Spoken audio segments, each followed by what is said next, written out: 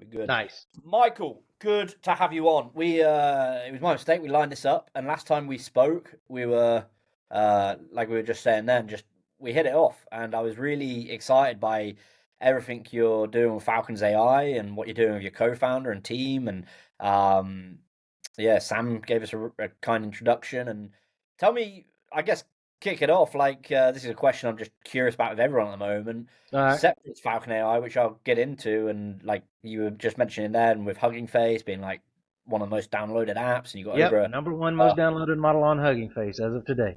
That's fucking cool. Yeah.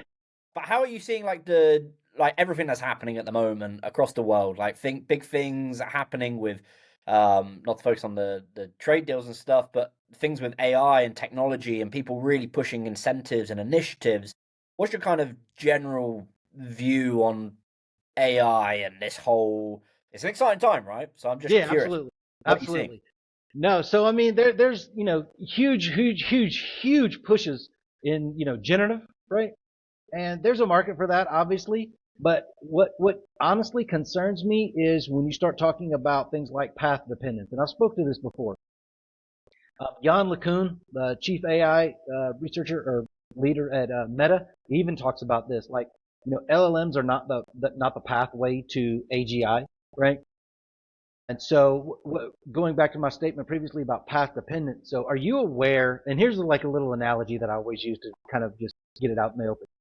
Are you aware that the size of the space shuttle booster rockets are determined by this width of the Roman wagon wheel? I wasn't aware of that. That is, think about that. That's insane. And so that's kind of what path dependence is. So train tracks. How big the one sec, Michael? How big the rocket ship is the same size as the wheel of a Roman. Well, it was determined by the width of the Roman wagon wheel. And so this is path dependence, right? So the width of the Roman wagon wheel was used for determining the width of train tracks. And so when they had to ship the rockets, they had to go through tunnels. They put them on trains, and they couldn't be bigger than the tunnels. So they had to shrink them down to fit the tunnels. Right. And so, I guess, sequentially, that's kind of the biggest analogy I have for path dependence and how that impacts things in the future. And if you think about that conceptually, a Roman wagon wheel determined the size of, space travel, something dealing with space travel, right?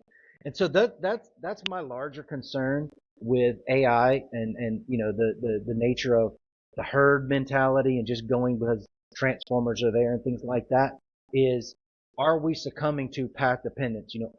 Is there a better way? Did somebody not do certain research in a given area because the money and the research and the hype was all flowing towards, this one path? So those are kind of, my things. I'm excited. I'm glad that, AI's finally reached, public domain the way it has. It's been in the background for some time and people talked about it. And, I was doing anomaly detection in manufacturing, way back in the early 2010s, right? But, I think we have to be not cautious because AI is going to become our overlords, anything like that. More along the lines of what big pieces are we missing because everybody's focused on this one trajectory, right? Yes. So that's kind of are we trying to, shoehorn AI through this tunnel that was determined by this one thing that's no longer relevant today, right? You know what I'm saying? It's a really good point. Yeah, it's kind of how I think about it. I'm really locked onto that thinking now because how we take things from so ancient that are still so relevant today. Correct. And like all the mysteries we have. Like I was listening to something earlier, and it's like how we're closer to the death of Cleopatra than Cleopatra is to the building of the pyramids. Like that really messes with me. Right. When you put that in context, it's like, wow, I didn't even. And so those are like my biggest concerns because I guess I would say I'm an accelerationist, right? So I believe that, with the way that, humanity's just consuming everything and we have this, extractionist kind of way we operate, I don't think Yeah. that's obviously sustainable. And so I feel like technology can provide better solutions. It has throughout time provided better and Yeah. better ways to do things. I just worry about we're applying it still with that extractionist mentality as opposed to, Yeah. more of what would be additive or like an accretionist or an accretional, gain over Yeah. time type of It's a type good of point. thing. Do you think we get it wrong? Like, or not wrong, but do you think it's, I don't know how to ask this question properly, but help me out here, because how we think about technology, right? And this kind of leans into what you might think about Falcons AI and how models are being used today. And it comes up a lot in governance. And I mean, that area, it doesn't bore me, but I feel like it's like a problem that you're never gonna, that I personally can't ever solve. Like, it really messes with my head because I always think, like, how can you build, and it's not saying I'm not for it. I'm all for ethical and governance and good AI and all that stuff. Yeah, of course I am. But how to build these solutions with like forward thinking instead of just like a set like model. Like you can't. And this is what I was saying to Zara Shah. She's a brilliant person. How can you put frameworks around technology, and not just with governance? It's the first thing that's jumped to my mind. But like in Right. industries, or if you're working with a customer, or if the people that are downloading Falcons, like how they use it. Like it's very hard if you're just using like trying to put a circle in a square. Like it doesn't like it doesn't a circle it doesn't match. Like, and I feel like we kind of get our way into that with technology. I don't know if that makes sense to Right. you. Like how No, you feel about it it. does. And so I would look at it from a different perspective, as Yeah, opposed to like, so I'll give you a prime example. So we put out the V1 model, which, right now is number one on Hugging Face, most downloaded, over 100 million in the last 30 days, right? And that's what awesome. that model, it's singular focus model, right? It's a image classification model for NSFW content, right? And based on the rise of, and it was early, obviously, but based on the rise of and propagation of this type of content, throughout the internet, I was like, okay, there's something that we could do to get out in front of this. And then you start looking at, okay, well, what about generative AI? Well, that model solves that singular issue right there, right? And as proof of point, Black Forest Labs, they developed the Flux model, the famous Flux model. So Falcons AI's NSFW model is literally in the Black Forest Labs documentation. So if you go to GitHub, so they actually use our model to kind of mitigate the output. So as opposed to trying to wrap legislation and regulation around innovation, I feel like wouldn't it be a better approach? And this is kind of, once again getting into, philosophical things like that, using technology to manage technology, right? And so that's kind of, if you look at it just in that sense of the NSFW classification model. Gen AI is great, but oh my God, it's going to generate all this other stuff. Well, we have a model for that. We use technology to mitigate that. We don't try to, wrap our brains around um, how to kind of get out in front of this, right? So there's Right. there's a theory. I'm drawing a blank right now, and it's basically the theory of states, right? So in order to control a certain thing, you have to know the control system has to have the number of states, has to have as many or if not more states than that thing. So to boil it down, a light switch, right, is a control system for the light, right? The light has two states, off and on. And so the light switch has two states to be able to control it. The reason why what you're saying is correct, like you're having trouble wrapping your head around it, and many people are, and nobody has the single answer, right? It's Yeah. because when you start looking at probabilities with regards to image and language generation and, evolutionary nature of these models, and when I say evolutionary, like speciation, like fine tuning generates a different version of the parent version, things like that. Yeah. So we cannot conceptualize. There's literally not enough brain power to conceptualize all of the possible states of what these systems, solutions, models, plug in your um, concept or framework there. We can't conceptualize that. So for me, it's so why don't we build things that can, Mm. right? And I know once again you start getting into the realm of escalation and things like that, and nefarious and bad actors, and whatever. But it's to me, we've finally hit a dangerous, I'll say, or unnerving place in human history that we've never, ever, ever, ever had to account for before.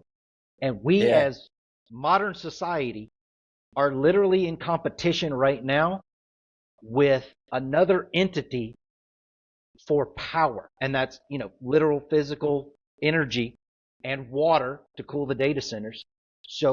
And land to house these data centers. So we're in competition as human beings right now with an entity for land, for water, and for power. We've never faced this frontier before. Yeah. And so I feel Yeah. like we have to build solutions that, can start factoring as many variables or as many states as these systems that we're building. Yeah, like I was just looking at then. So like in control theory, the theory of states refers to the concept of using state variables to describe the internal conditions of a dynamical system, allowing for Yes. prediction and control of its future behavior.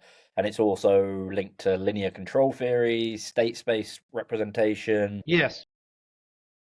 Linear algebra has got a kind of knock-on effect, and it kind of it's a. I don't know if you're going to expand on it more, but I'm liking this because it makes me think like all the decisions we can now make. Like I feel like it's like when someone says, "I've tried everything." It's like, have you tried everything? Like, No, probably right? not. Right.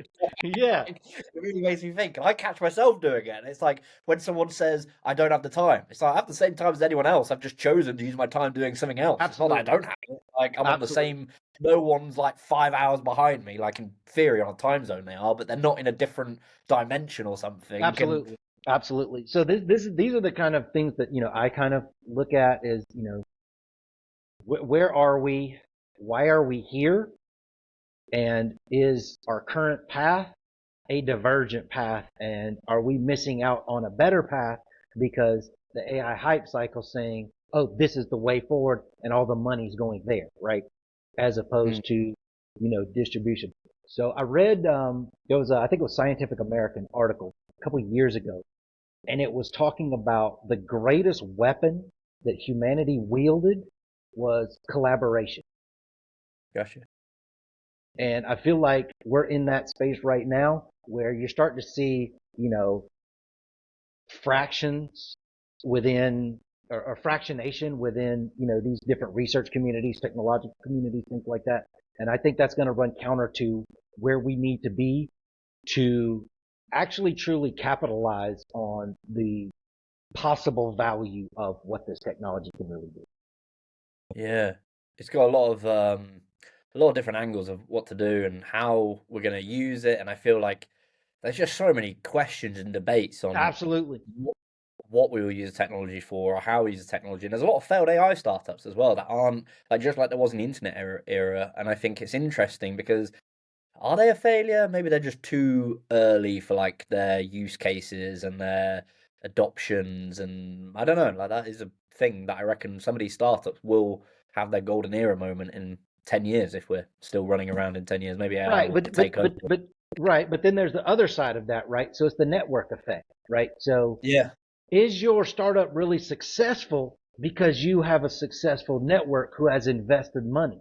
So I don't know what that's the number is, but there's like a disproportionate number of unicorn startups right now that are still not yeah, profitable, right? yeah, Just because people pumped money into it. And so, I'm not one to say that, a company's valuation should be X, Y, or Z. I don't really get into that. I don't know the mechanics or the, internal mm, operations of that organization or those organizations. yeah, I'm same. more of a utility, right? What is the utility of the service they provide? What is the value at that level? And then scale that out. And that's what the actual value, should or could be, not what the market says or what a couple of, network effect friends say. And if you look Yeah, at, the failures of a couple of weeks ago or, ongoing, and it's happening every day, oh, this great startup, blah, blah, blah, and they had this valuation and now they're shuttering their doors, right? yeah. So was Well, it really a great startup and were they really, you know, deserving of the valuation that they got? And the answer was no. The market said no. Yeah. Contrary And to I what think the there's a lot. investors say. Yeah, I 100% agree. I mean, I'm trying to understand that VC world and area, how investors think and everything. And my personal opinion is I don't really understand it because I'm a product person. Well, I guess I'm more of a business relationship person. I'm very good at connecting people. But in that world, it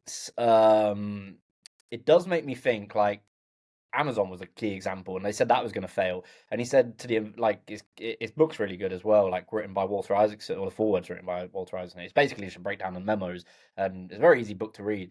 And that's Nice. the first example that comes to my head where people are saying, where the investors are saying it's a failing business, kick Jeff out, all these things. And he's like, you're looking at the wrong numbers. He's like, if you look at our user base, it's growing exponentially. He's like, our revenue's Right. growing exponentially, and Right. you're looking at the wrong. And I think to your point, Michael, I'm not taking words out of your mouth. So correct me if I'm wrong, but like my view on it is evaluation. I really don't care about. Like I really care about who's using it and what value they're getting out of it, and can I see them like. When I worked in engineering, very briefly as a marketing person, not as an engineer, but marketing, I always saw like the value. Like you can see it. Like it's like I Yeah. can see It's what it does. yes. Yes. It's like if I can see Yes. that with software and I can see people using it, I really, and maybe that's why I wouldn't make a very good investor at the moment. I wouldn't see value. I'd be like, what are you talking about? Like people are using that platform and it's doing things. That's a Correct. green flag. Correct. And obviously, I'll be 100% honest. I'm biased, Yeah. because I look at our numbers, right? Our model has 100 million downloads in the last 30 days. What does that tell you, right? We're not Yeah. valued at $100 million, but Yeah. what does that tell you? The market likes that It's product, being used a lot. Yeah. right? And so, Yeah. that's kind of the disconnect between, I think where the money actually could go to provide a legitimate impact versus what other people say where it can go and how, and I'm not a finance guy, and I'm not even going to pretend to, even remotely understand the investment space. I'm more of Yeah. a logic. I try to be as logical as we humans can be, right? Um, Well, it's good. Functional, It's good. It's good to utility realize types. those kind of things. Like Dana White's an example. He was just like, I hated finance. I like putting on the shows. I like putting the product, and he's built one of the most successful businesses in the Yeah, UFC. absolutely, absolutely. And he explained in podcasts. I think he did one with Theo Von, and it's just or someone else, and he was just saying like he'd have to go to finance meetings, and he was just like bored out of his mind, like looking at spreadsheets. And it's like me. I misspent the money in AI Journal, and that's why I brought people in like Steve because I'm just terrible with it. But Right. you get people that are good at that stuff, and they love it. Like they can teach you. Like this is how to think about your framework. So I'm not. I just really resonate with that because I'm not a finance guy, but I know how to make things work, like marketing. And Yes. I guess Yes. it's similar with you. You know how to make things work in like downloads, which I'm really intrigued about. Like how you did that and what it was like seeing the numbers just after over day one, day two, day three. Like Well, whoa, so like, this is taking. it's honestly, it's, my connection to the developer community. So in Dubai specifically, there's some really good developer communities, and two of the best are like Decoding Data Science and Coders HQ. It's really ground level practitioner, trying, testing, tinkering, learning, getting educated, sharing the knowledge communities that kind of, you know, facilitated that. And then, the more developers you have using it, contrary to what, the corporate narrative may be, um, Mm, developers run the world. CEOs don't. yeah, Because yeah, I promise you right now, you can have an epic product failure and cause a lot of harm and get a CEO fired, yeah, right? Like that's like legitimate. You can get somebody ousted or criminal charges, things like that. And so for me, it's who's using it, who's integrating it.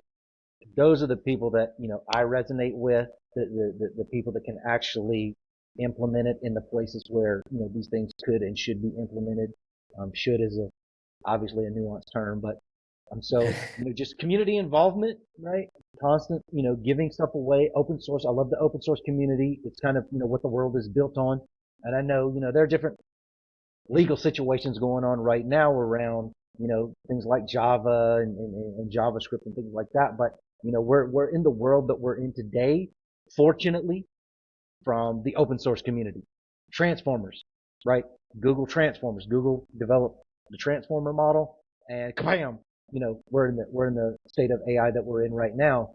And you have to look at how limited would we be if, getting back to my previous statement about collaboration, right? If we did not have the open source community of developers, of practitioners building these things for, product people to go out and sell. And so there's and that's kind of how I saw it. And I feel like it started taking off really in January.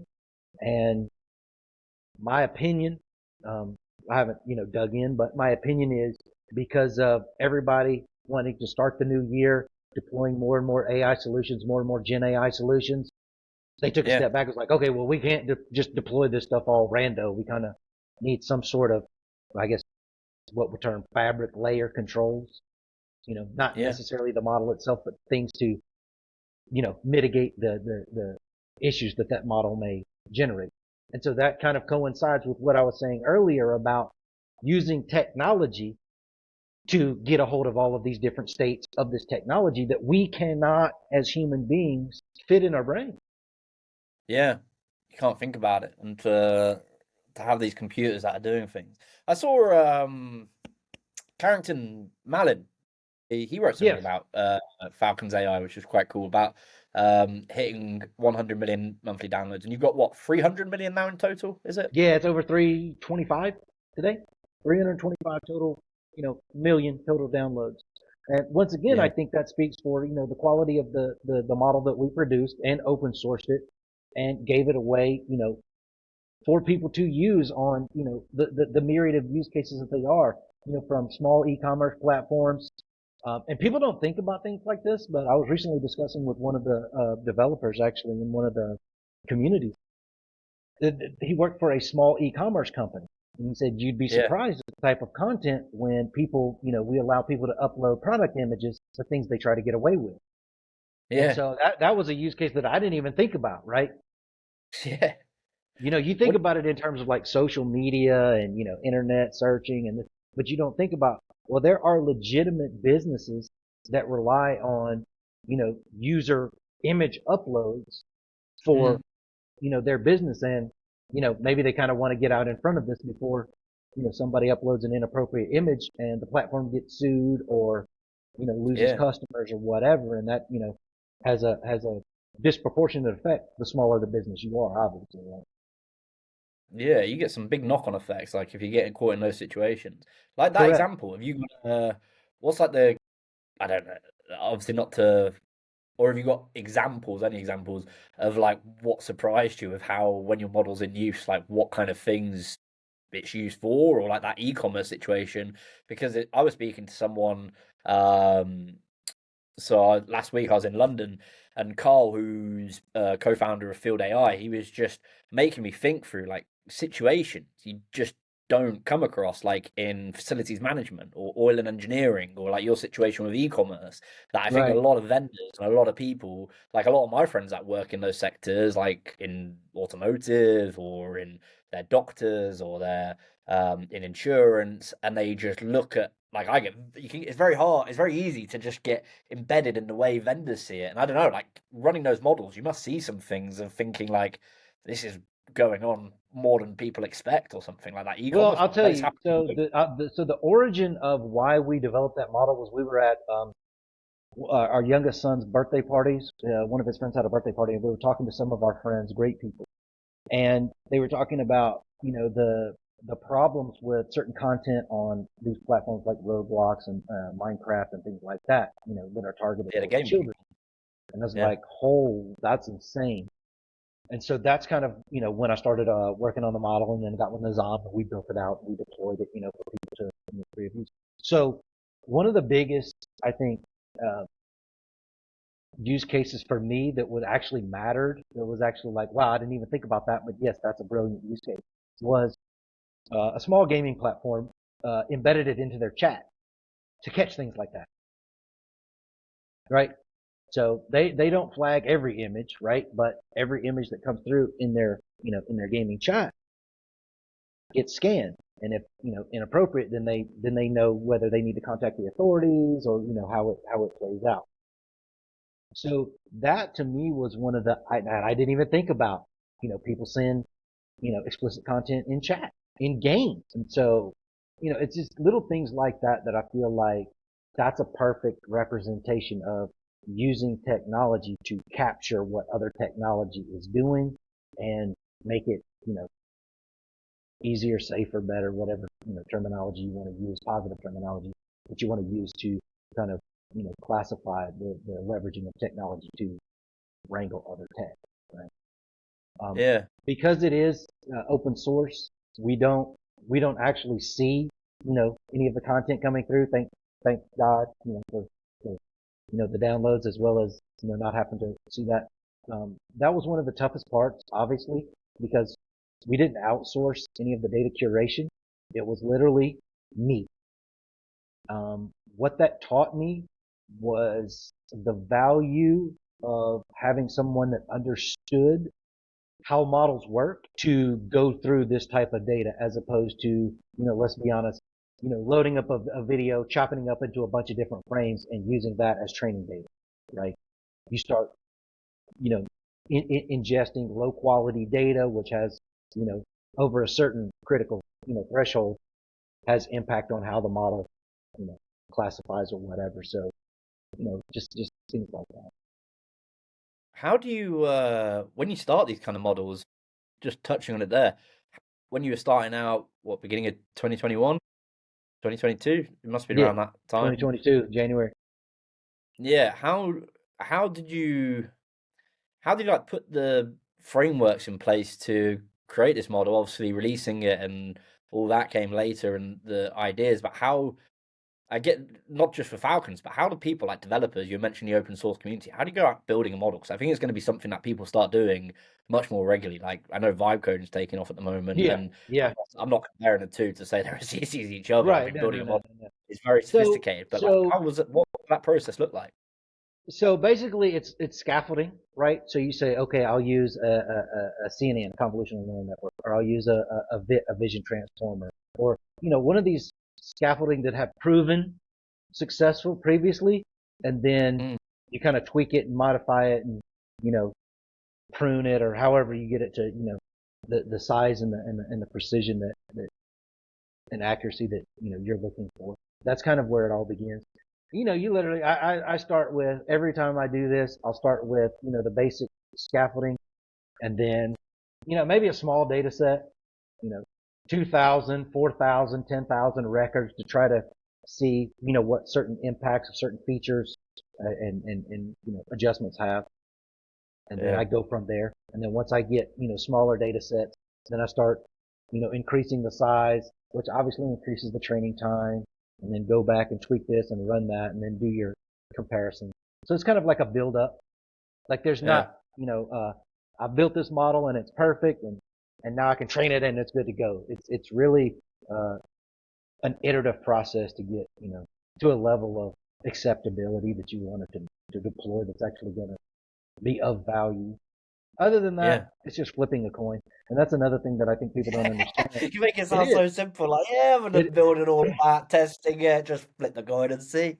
Very well, I humble that. mean, it's obviously me and Nizam have a lot of conversations. He's our chief AI engineer. Me and him have a lot of conversations about what would happen if we did this, what would happen if we did that.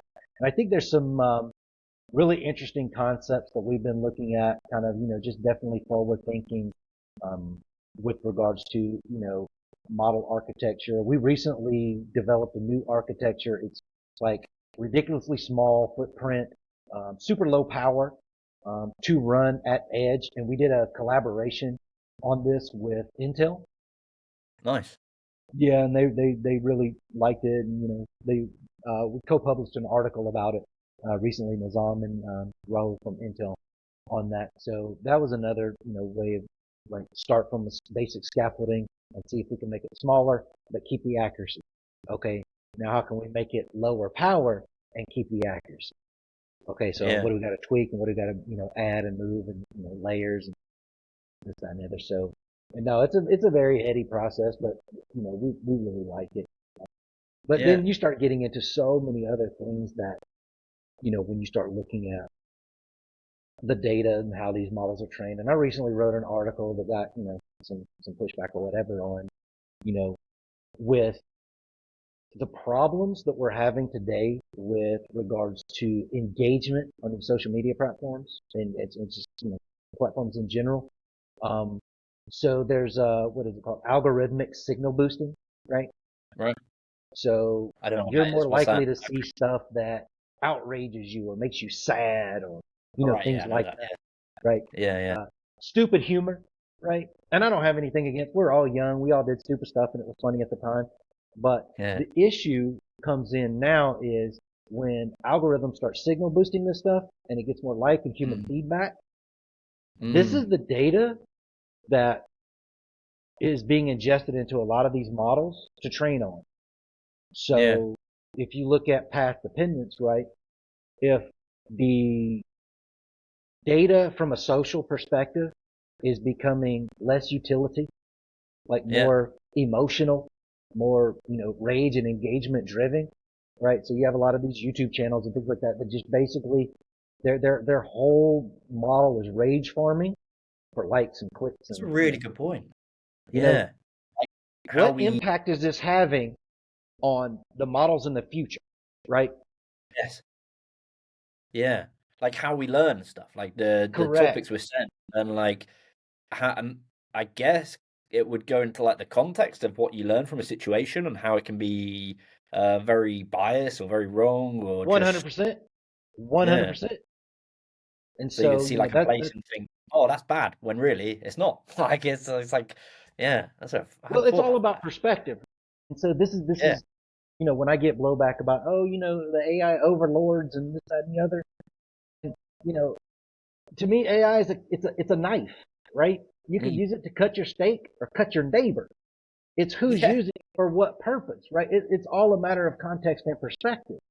And Yeah. so, when you start looking at what is the context of the information or data that's coming in and feeding these models, right? That's going to ultimately determine how those models grow and interact with humanity over time.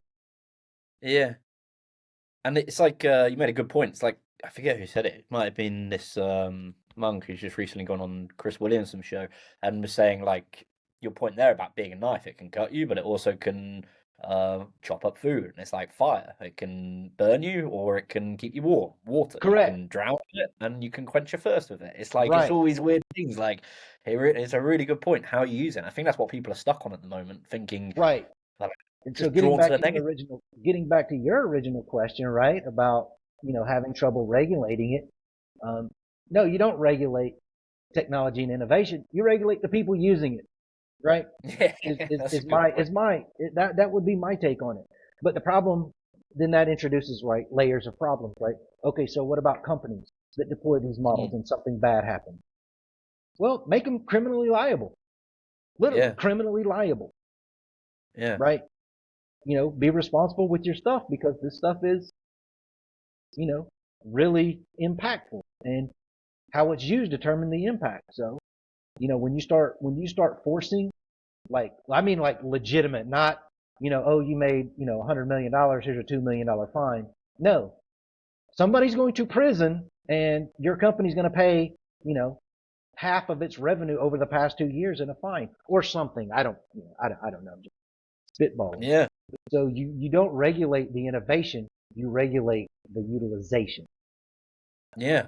That's a really good way, a decent framework for doing it. Like you see it with, and I don't really have a view on it at the moment. I don't know enough about these topics, but you see it happen. Like Meta's a key example. They just they always get away with stuff because it's just like, oh, pay the fine, don't do it again. And I think a lot of the big tech companies get away with it, or not get away with it.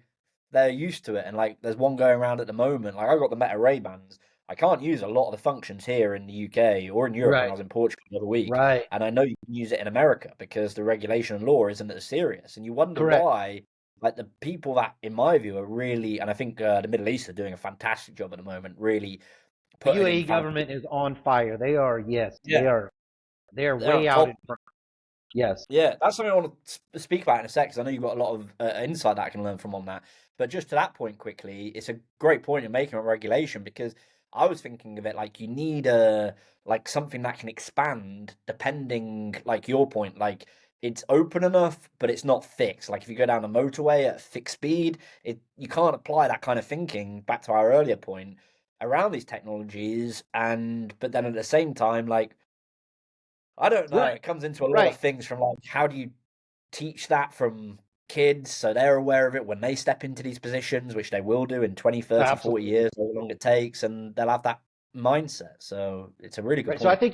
think I think the answer to that, to like boil it down to just really simple for me, would be Mm. you regulate physics. You don't regulate the digital. You can't regulate concepts. You regulate physics, right? And so Yeah. why doesn't everybody have a 5,000 mile per hour car? Yeah. Physics doesn't allow us to travel that fast in the short distances we need to go, right? Yes. So to that point, right, with cars and stuff like that, like, you just regulate, okay, it's got to have a seatbelt. You can, regulate certain things, but nobody's ever said, you know, Tom, you can't build your own car that can do whatever. Nobody's ever said that. That's true. Good There point. is no regulation to prevent you from building a far superior automotive product, Yeah, free market. If you can build it, right? go build it. But Yeah. what you do is you regulate the physics. Here's what your car can't do. It can't go so fast that the brakes won't stop it in time. Mm.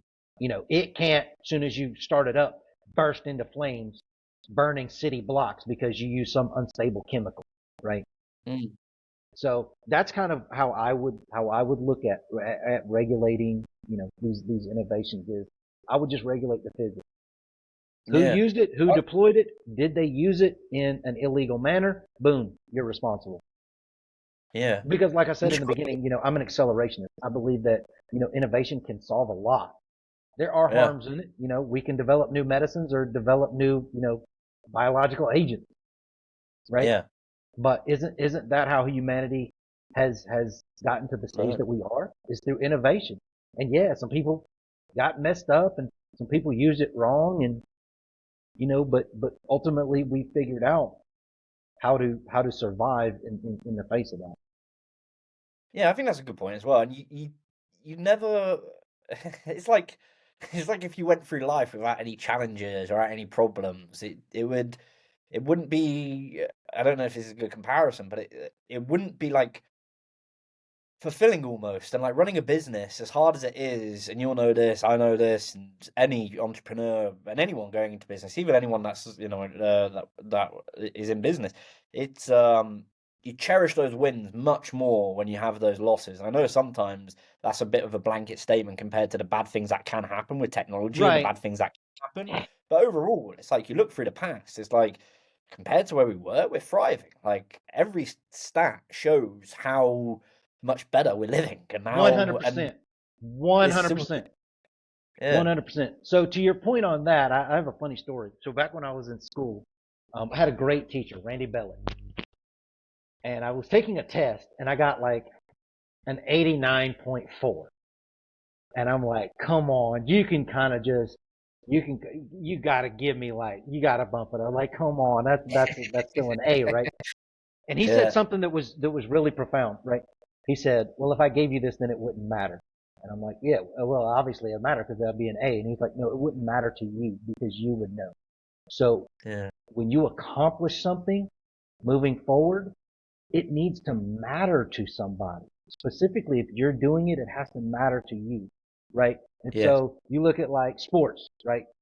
Michael Jordan, he's, top of the top, the GOAT, all of that. How many shots did he miss? More than Yeah. anybody else, right? You look at, the X Games performers. I promise you, they have more broken bones and more falls than anyone ever.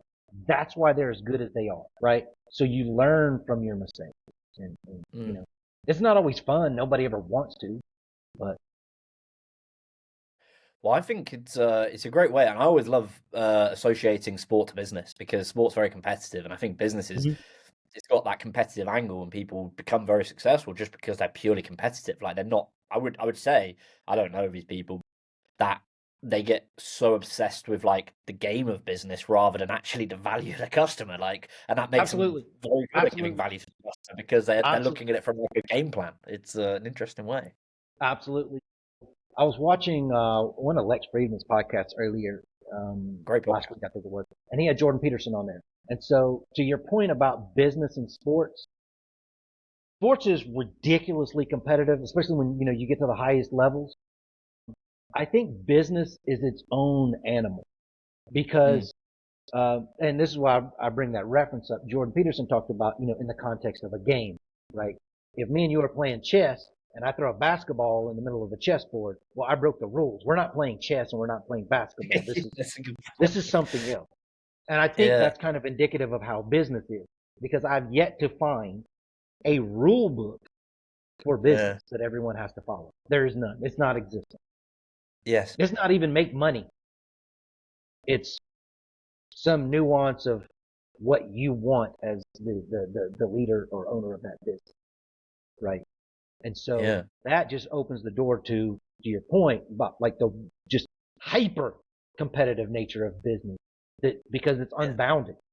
It's literally yeah. unbounded. Do you think with and then I will tie into uh the next topic, but do you think with developers and engineers and people that are becoming instrumental that there's that level of competition growing like because AI's potentially doing more and more? I'm not saying I think it's overhyped how much it's doing like Oh, I I agree. still It's 100% overhyped. Yeah, it's, yeah, yeah. it's like it's not doing everything it's promising to do, or if it does it Correct. very, very quickly. But do you think that's like going to increase like that competition as more people are coming into it because of schools starting to teach it and data science becoming more popular? And I'm trying to think of like how that whole world become much more like like a game, like a sport almost, because you're gonna have to be top of the game to be a developer for these places. But at the same time, there's no rule book, so you're gonna get like some people Right. like what happened with the chatbot out of China. That it's like a group of makeshift, scrappy Correct. engineers that build something Correct. better than these like well Correct. accoladed developers. So Yeah, I think it will. I think it will. I think so. I've said this countless times.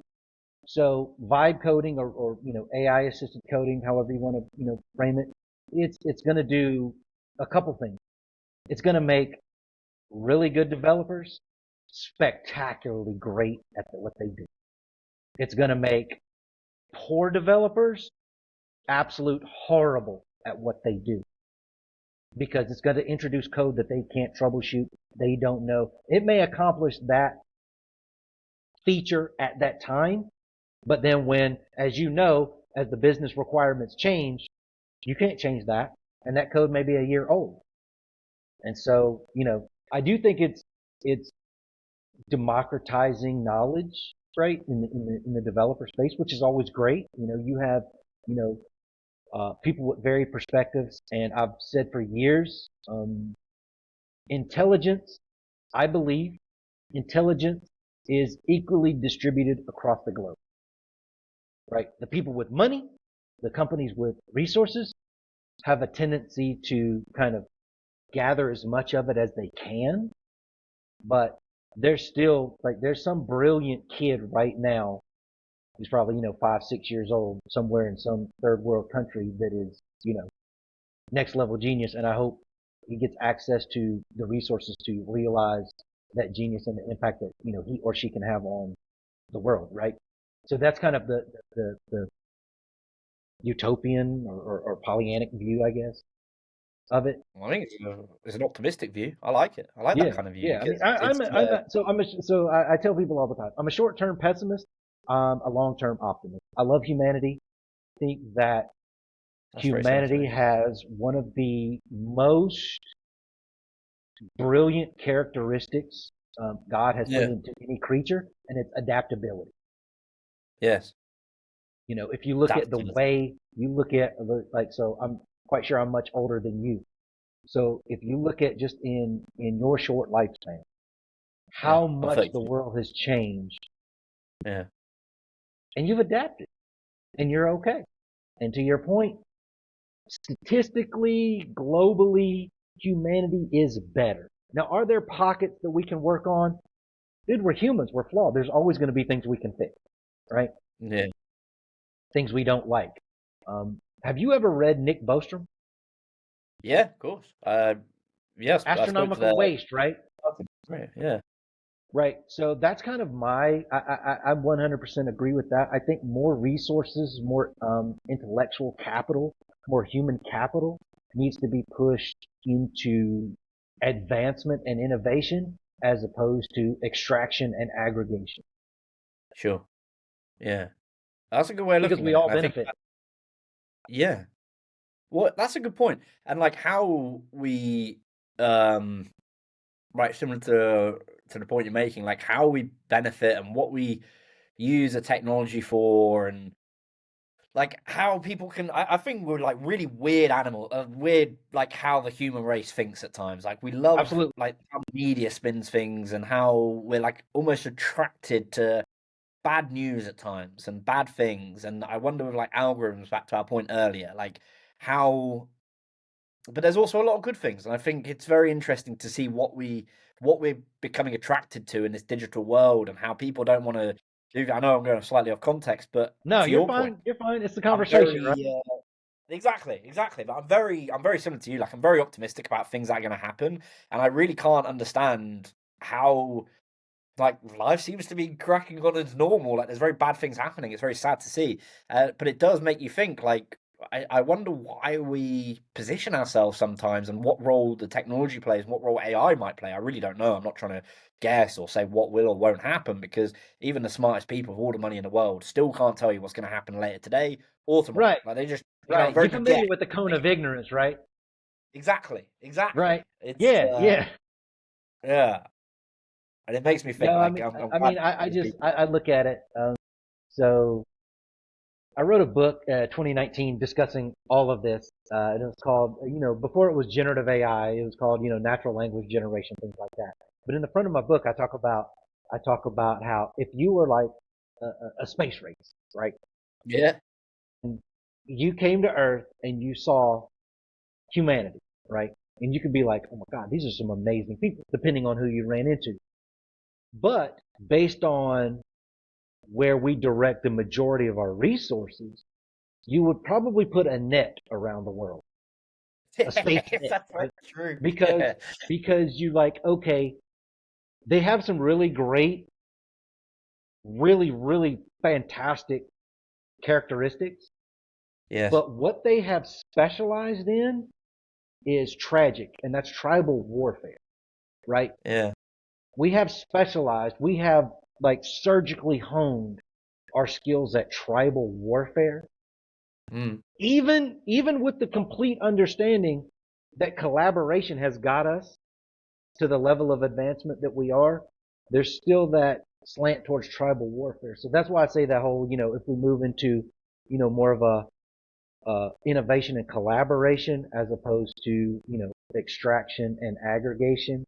I think, yeah, and I'm an optimist. I think that's where we will go. But I think right now we're just that kind of quirky creature that has so much upside, but we use it for stupid stuff, right? And who knows yeah, what goes on in the human brain, and this person does something, and you know, yeah. Or maybe the aliens are looking at us and just like, look at these fucking idiots. Like they came with there's no all these things. telling, right? There's no telling. Like, yeah, they could be really great, but they're kind of crazy when it comes to why would you do that to your own planet or to your own people? Like that kind of can't you just outthink the problem, right? And that's kind of Yeah, the direction that I hope, for my kids and future generations that we actually figure out how to use these technologies with these spectacular capabilities to literally outthink our problems. yeah. Maybe well, your kids will have the capabilities of quantum computing, maybe, so they'll be able to solve some of the hardest questions very easily. Well, I I mean, don't know. it's one of those things, right? With more knowledge comes more questions. So I think that's spectacular, right? The universe is a very, very, very big place. So if we figure out the moon, then okay, let's figure out Mars. Okay, well then we need to figure out on and on and on, right? And faster Yeah, than light travel, and all of those kind of things. And so like I said, I'm short-term pessimist, but long-term, I think that the future is very bright as long as we get away from um, path dependence, right? The whole Yeah. scarcity and fear mongering. I think those are the two biggest problems in the media and in mindsets right now. It's scarcity and pushing that scarcity narrative and pushing the fear mongering. Right? Oh my Yeah. God, these people are trying to, eat you or take away or whatever. And the reality is, the majority of people just want a decent life. The majority. Yeah. That's a really good point. And the majority of people just want to do good. Like, I don't know Right. I many. believe that. I 100%. Yes. Yeah. We have the 10% of idiots or, narcissists or whatever, bucket, you want to, put that in. They seem to get all the attention and focus and stuff. But, the reality is the world is still spinning right now because the world has not gone crazy, contrary to what you will see. Yeah. Like, someone said the analogy, like up at space, we're like little ants that we look down at. Like, you know how you watch ants run Of from course. like thing to thing. We're Right. exactly the same Right. as soon as you get to space level. It's like when you're at space station, it's just like, yeah, I think Chris Hadfield was saying, he's just like really puts, and he's obviously a really decorated astronaut, just put it in perspective, like how, not how insignificant we are, that's the wrong word, but just how much a lot of these things don't matter and like how delicate Correct. things are. And we, like you're saying, we look at it like the majority of people want to do good things and build good things, yet we're fed through algorithms Yes. bad things. I think my Yeah. algorithm's pretty good to be fair. Like it's pretty technology focused and meme Yeah. I focused know. and I have to go in and manipulate my algorithms often. Honestly, yes, it's yeah, work, but you know, but so no, I mean, I feel like people like you, people like me, who actually have more of optimistic view of society, and any you know the gift that I have that I can leverage technology for good, aka preventing NSFW content from reaching the eyes of children, Falcons.AI, yeah, or we've got another solution that does uh, bird flu detection, cursory, right? It's not clinical, it's cursory. Bird flu detection for rural farmers. They could just take a picture and it kind of, determines, hey, the chicken has something with bird flu, right? nice. Just things like that to reduce supply chain volatility or, food insecurity. I think that I honestly believe there are more people like us than Yes, the other. Now, are there a lot of bad actors or whatever? I'm quite sure. I mean, I'm not naive, right? I am, older. I have traveled the world. I've seen some things, but I feel like the more, and why I'm saying that is to get back to your, question about, my thoughts on the democratization of AI and the spread of, how that's going to yeah, impact yeah, developers is I feel like the more people that have access, the better we'll all be. 1,000%. What's the to that point like about democratization in you're in the UAE and I think last time we spoke you were in Egypt, if I'm Yeah, correct. I'm Or still in Cairo right now. I have a couple more you're in meetings Cairo. and then I'll wrap it up. Yeah. Gotcha. But what's that like? What's that whole community focus? Because they seem just really optimistic from like what they're building. But one thing I've not asked before or not thought about, you made me think about it just then, Michael, is like and I'm sure it's growing, but the whole community side and people really getting behind what AI can do, and whether that's on the infrastructure side, like all the deals that are being announced for building new Hmm. data centers, infrastructure, through to people. I know people are moving there left, right, and center. Like I know someone who's moved from Right. London, who's Steve Suarez. He's a high exec at HSBC, and he's moved to Dubai now, and he runs a great company, Horizon X. And the amount of people that I know that are going out that way, and the more things, like I was in Riyadh last year, they were Oh, I building love some Riyadh. amazing, Riyadh's really nice. yeah, beautiful I've got people, treated really really well friendly there. people. Yes, yes, yes. Yeah, My but time yeah, what's your inside whole was take? good. So here's the thing, right? And this once again why I focus a lot on path dependence. You don't have. Um, so are you familiar with why cell phones proliferated across Africa? No, no, please tell me. Yeah, Because they weren't beholden to landlines because they didn't develop that, right. right? So they So wouldn't it's work. easy for them to go and adopt cell phones because they didn't all have a phone at the house, right? Okay, yeah, yeah, that's Right. a good So it's point. like, oh wow, we can have, okay, perfect. And so I feel like that's the way it is in the UAE, um, because they're not beholden to a 100, 200, 300-year old history of this is just how we do things. And if you Mm, go back to, Sheikh Zayed, like he was a spectacular visionary leader.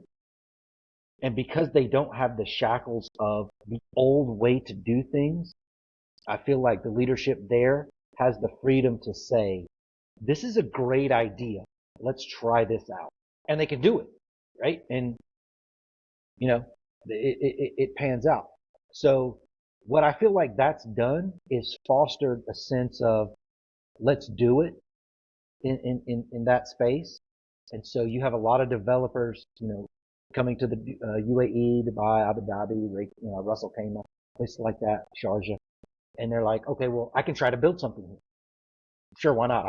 I can try to do it. And I'm not going to be hamstrung by, well, this is the ISP you have to go through, and here are your, data limits, and here's this regulation that's preventing you from doing X, Y, and Z. They don't have all that. It's more of, I'll say it's exploratory, right? Is the word I would use. They're kind of in an exploratory phase, which is spectacular. The other thing that kind of makes that all work, and so I kind of like weave a lot of my stuff together, and here's why I have the thoughts that I have, is collaboration, right? So they don't say, you cannot come here if you're from X. They don't say that. They say, if you're of, X, whatever, quality, caliber, income, whatever, sure, here's your visa. Come here and try something. Try it out. If it doesn't work or you get stupid, they send you packing really quick, right? Hey. So I don't really, and I think that's what it is. It's the leadership is in a exploratory phase with regards to innovation, and it's not just rando exploratory. It's kind of measured. You can tell there's some thought behind it. And I'll give you a prime example. So the UAE government decided to integrate AI into policymaking. How brilliant is that, right? Yeah. So Right. you can look at so much variable change within policies and demographics and psychographics and economics and spending patterns to facilitate a policy that best impacts most people. We can't do that as humans. We've tried it, and what happened? Lobbyists, special interests, things like that, industry ties, whatever. So the fact that they've gone that far to me shows that they're onto something. Like they see the future, and what's that old saying? If you know where your industry is going, why aren't you already there? Like Yeah. they're literally, to steal a hockey analogy, they're literally skating to where the puck is going to be, and that has to be Yeah. applauded, right? Yeah, I'm a Yeah. huge fan. It's super safe. It's super clean. Like the Emirati people are some of the nicest, most intelligent people that I've been around in all of my travels. And for some reason, I don't know what it is, blessed by God or something, but their leadership gets it. Yeah. They understand it. They Now that's why understand where everybody's the moving there. That's why all the talent's going there. That's why you have, all of the big, AI government or government, the U.S. AI tech leaders there. What last week or the week before, like they see that this is how it's going, and I got to give a lot of credit to KSA too. They're moving in that direction. They get it too. They see it. And it's like, hey, you know what? Let's move our people this way, and this is the right way. And and I tend to agree. Yeah, it's a good point, and they're making really bold bets from what I can see. Like, and they don't. I mean, they're in a fortunate position that, to your point just there, they can move things very quickly, and they can Yes. make executive decisions very, very fast to make things go that way. And everyone says the same thing that I meet. And when I was there myself, I was in Riyadh, and I haven't been to UAE for a long time. But last time I was properly there was when I was really young, before I even got into like literally in my teenage years, and like I've got friends that live out there, and some of them live in Qatar. But my friend who is from Saudi Arabia, I went to university. I lived in Nottingham, and he was in the same apartment block. Just such welcoming, warm, forward thinking, and direct as well, which you really appreciate, because here in the UK we're not as. This is a personal opinion. We're very nice and yeah, sounds good, but very slow in making things happen. It's one of my hates with how we do business, and it's why I love working with Americans, because they're very honest but direct, in the sense that they'll always give you second chances. and it seems a very, very similar mental attitude in the Middle East, Saudi Arabia, UAE, all those places. And I mean, that is what's going to drive like the next big companies, and or not just big companies, but drive the next big innovation that you think, wow, like they pulled that off. Like how the hell have they pulled that off? And I think that's going to I happen a agree. lot with people like Yeah, that. I agree. I think that the U.S. kind of is different. We, for the most part, nobody cares about failure. They care about effort, right? So Yeah, there's that's no a good shame. point. There's no shame in failure. And a lot of the Yes. places that I've been around the world, and I feel like, and I'll give India as a prime example. There's a just an enormous amount of mental capital in India, but I feel like culturally there's a shame aspect, right? Is why Mm. you don't see as much innovation as other places coming out. Now they are, but the U.S. I feel like is kind of in its own little space because okay, you tried and failed, but now we know what doesn't work. Okay, try it again. Okay, do that. Try that big thing. Try that ungodly thing, right? Try just bigger, better, different, faster, you know. And so that's what spurs innovation. Yeah. I think the UAE is definitely on that path, but I think they're not. I don't know. It's it's not. They don't have that shame aspect. You know what I'm saying? Like they prefer people to try. Like come here, try it.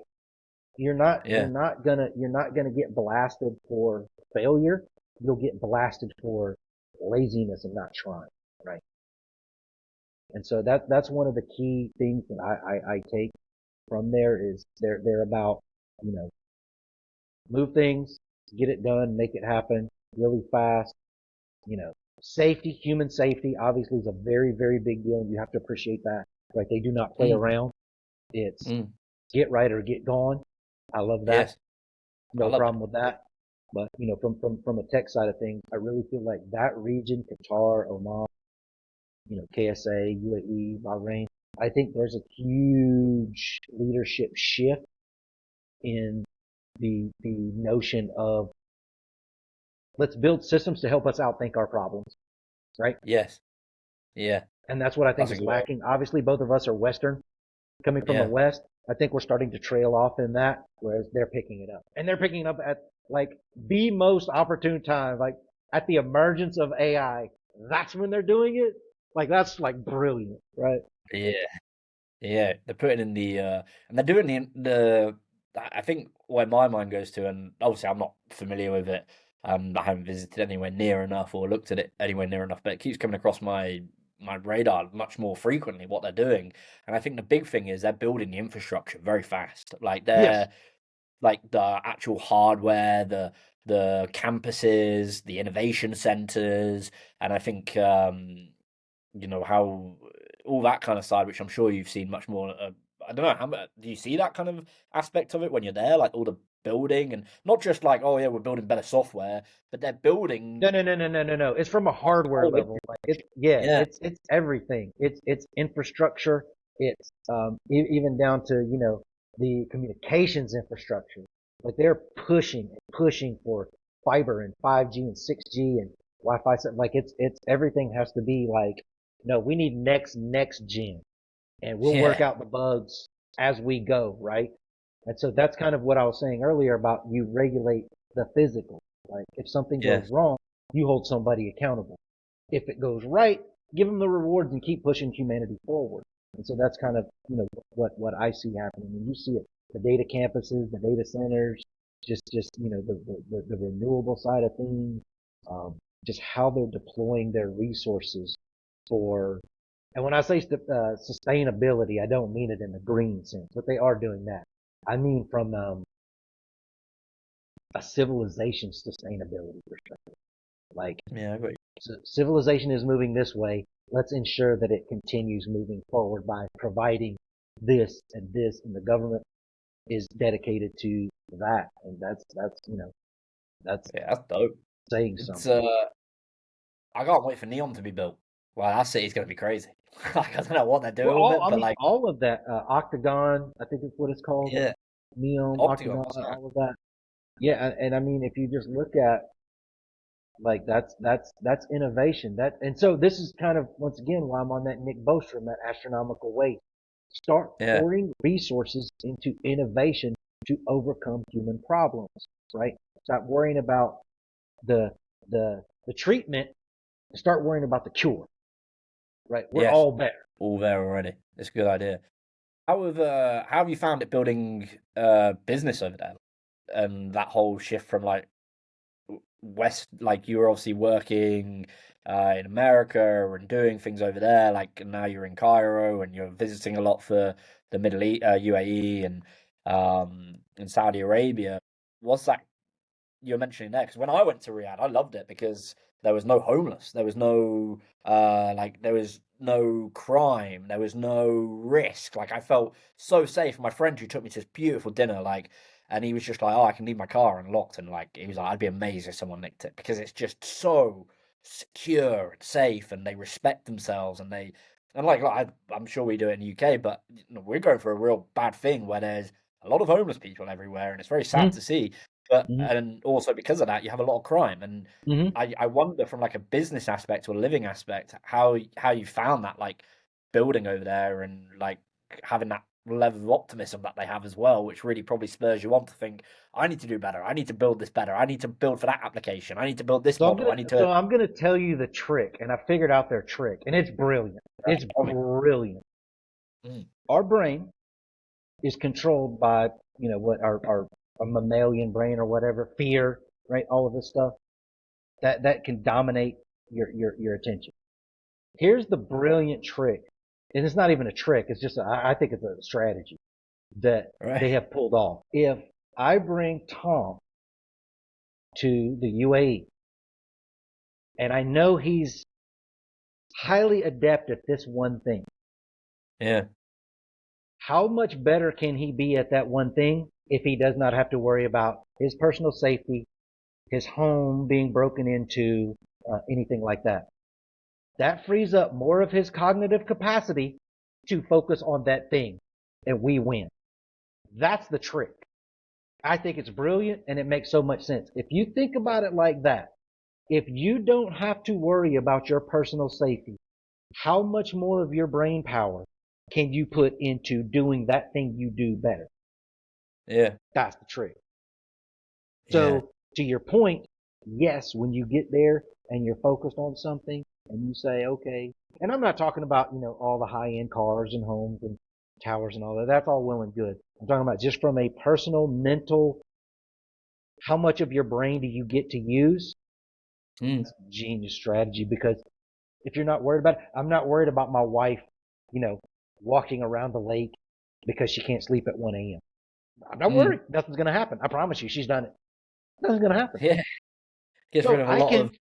I can stay Yeah. on my laptop figuring out that last, you know, feature that I need to adjust to make that model higher performing. And then she's going to come back in and be like, hey, blah, blah, blah, it's sunlight. You want a coffee or something? I I mean, hadn't think thought about about that. that from that perspective, right? You get to use more of your brain in the Yeah. UAE. That would be, if I was running their like marketing, that would be my selling point. Like, are you, X type of person? Come here and we promise you you'll have access to more of your brain because you literally do. Yeah, it's I hadn't thought about it that way because it gets rid of a lot of like anxiousness, I guess, or Absolutely. Anxiety, overthinking, nervousness, yeah, stress, stress. Yeah, everything that distracts you from being able to focus on that thing that you are good at or that thing that you want to be good at, right? yeah, yeah. It's a really good point. I had a question that I was thinking about earlier. So all that it really fascinates me. Maybe we'll meet up over that way because I'm coming to UAE and to Middle East and Saudi Arabia a lot more because there's just so much stuff I'm fascinated by. And I got Jitex. Have you ever Right. been to Jitex? Yeah, Yeah. Jitex. Yeah. So that's the What's that other like? side, right? That's the Yeah, other side. Gentex is really good, but what you see now, and I think this is a problem, once again, it's the convergence. Everybody's doing the same thing. right. Everybody's doing the same thing. The minute a new jargon piece of tech comes out, everybody's doing RAG, everybody's doing agentic, everybody's doing MCP, you know, Yeah, once again, path dependent. Who's actually over here innovating? Who's doing something to better that or different, that's faster, that's cheaper, that doesn't require as much water or energy to do that thing? You know, more efficient algorithms. Who's developing, things to apply to your feed, or solutions or agents or workers or bots or whatever to apply to your feed that you don't have to worry about idiotic signal boosting. Yeah. Right. That's I mean, if right. I was YouTube, I would make that an option. Here, click this button and we'll remove, content that you deem idiotic or fear mongering, or, things that just don't really matter, or divisive speech or whatever. Yeah. Serve you more educational, more verifiable, fact-based, utility videos or whatever. I would pay $1 a month for that feature. Yeah. Cool. Click, done. I don't want to see any of that crap. If I can't Yeah. use it, so a lot of the things that I try to do when I speak to colleges or businesses or whatever is I feel like there's a lack of actionable information, right? Like people just tell you stuff, either whether it's to get a response or whatever, get your take. I try to provide actionable information. So the actionable information that I'll deliver to you is, yes, go to the UAE, go to a decoding data science meetup, go to a coders HQ, travel around, find meetups, talk to people, and pose that question to them. Since you've been here and that you don't have to worry about your personal security and safety, do you feel like you have access to more of your mental capacity? I promise you, it will shock you. Mm. You're selling me. I might end up taking one of the ads I'm seeing on my Instagram, like move to UAE for, I think it's like $2,500 or something to start up over Oh, there. I Like don't it's know. really, Now, like I said, there really are cheap. downsides, right? The real estate prices are shocking. Like, Yeah. it's not even funny. It is shocking. But Yeah.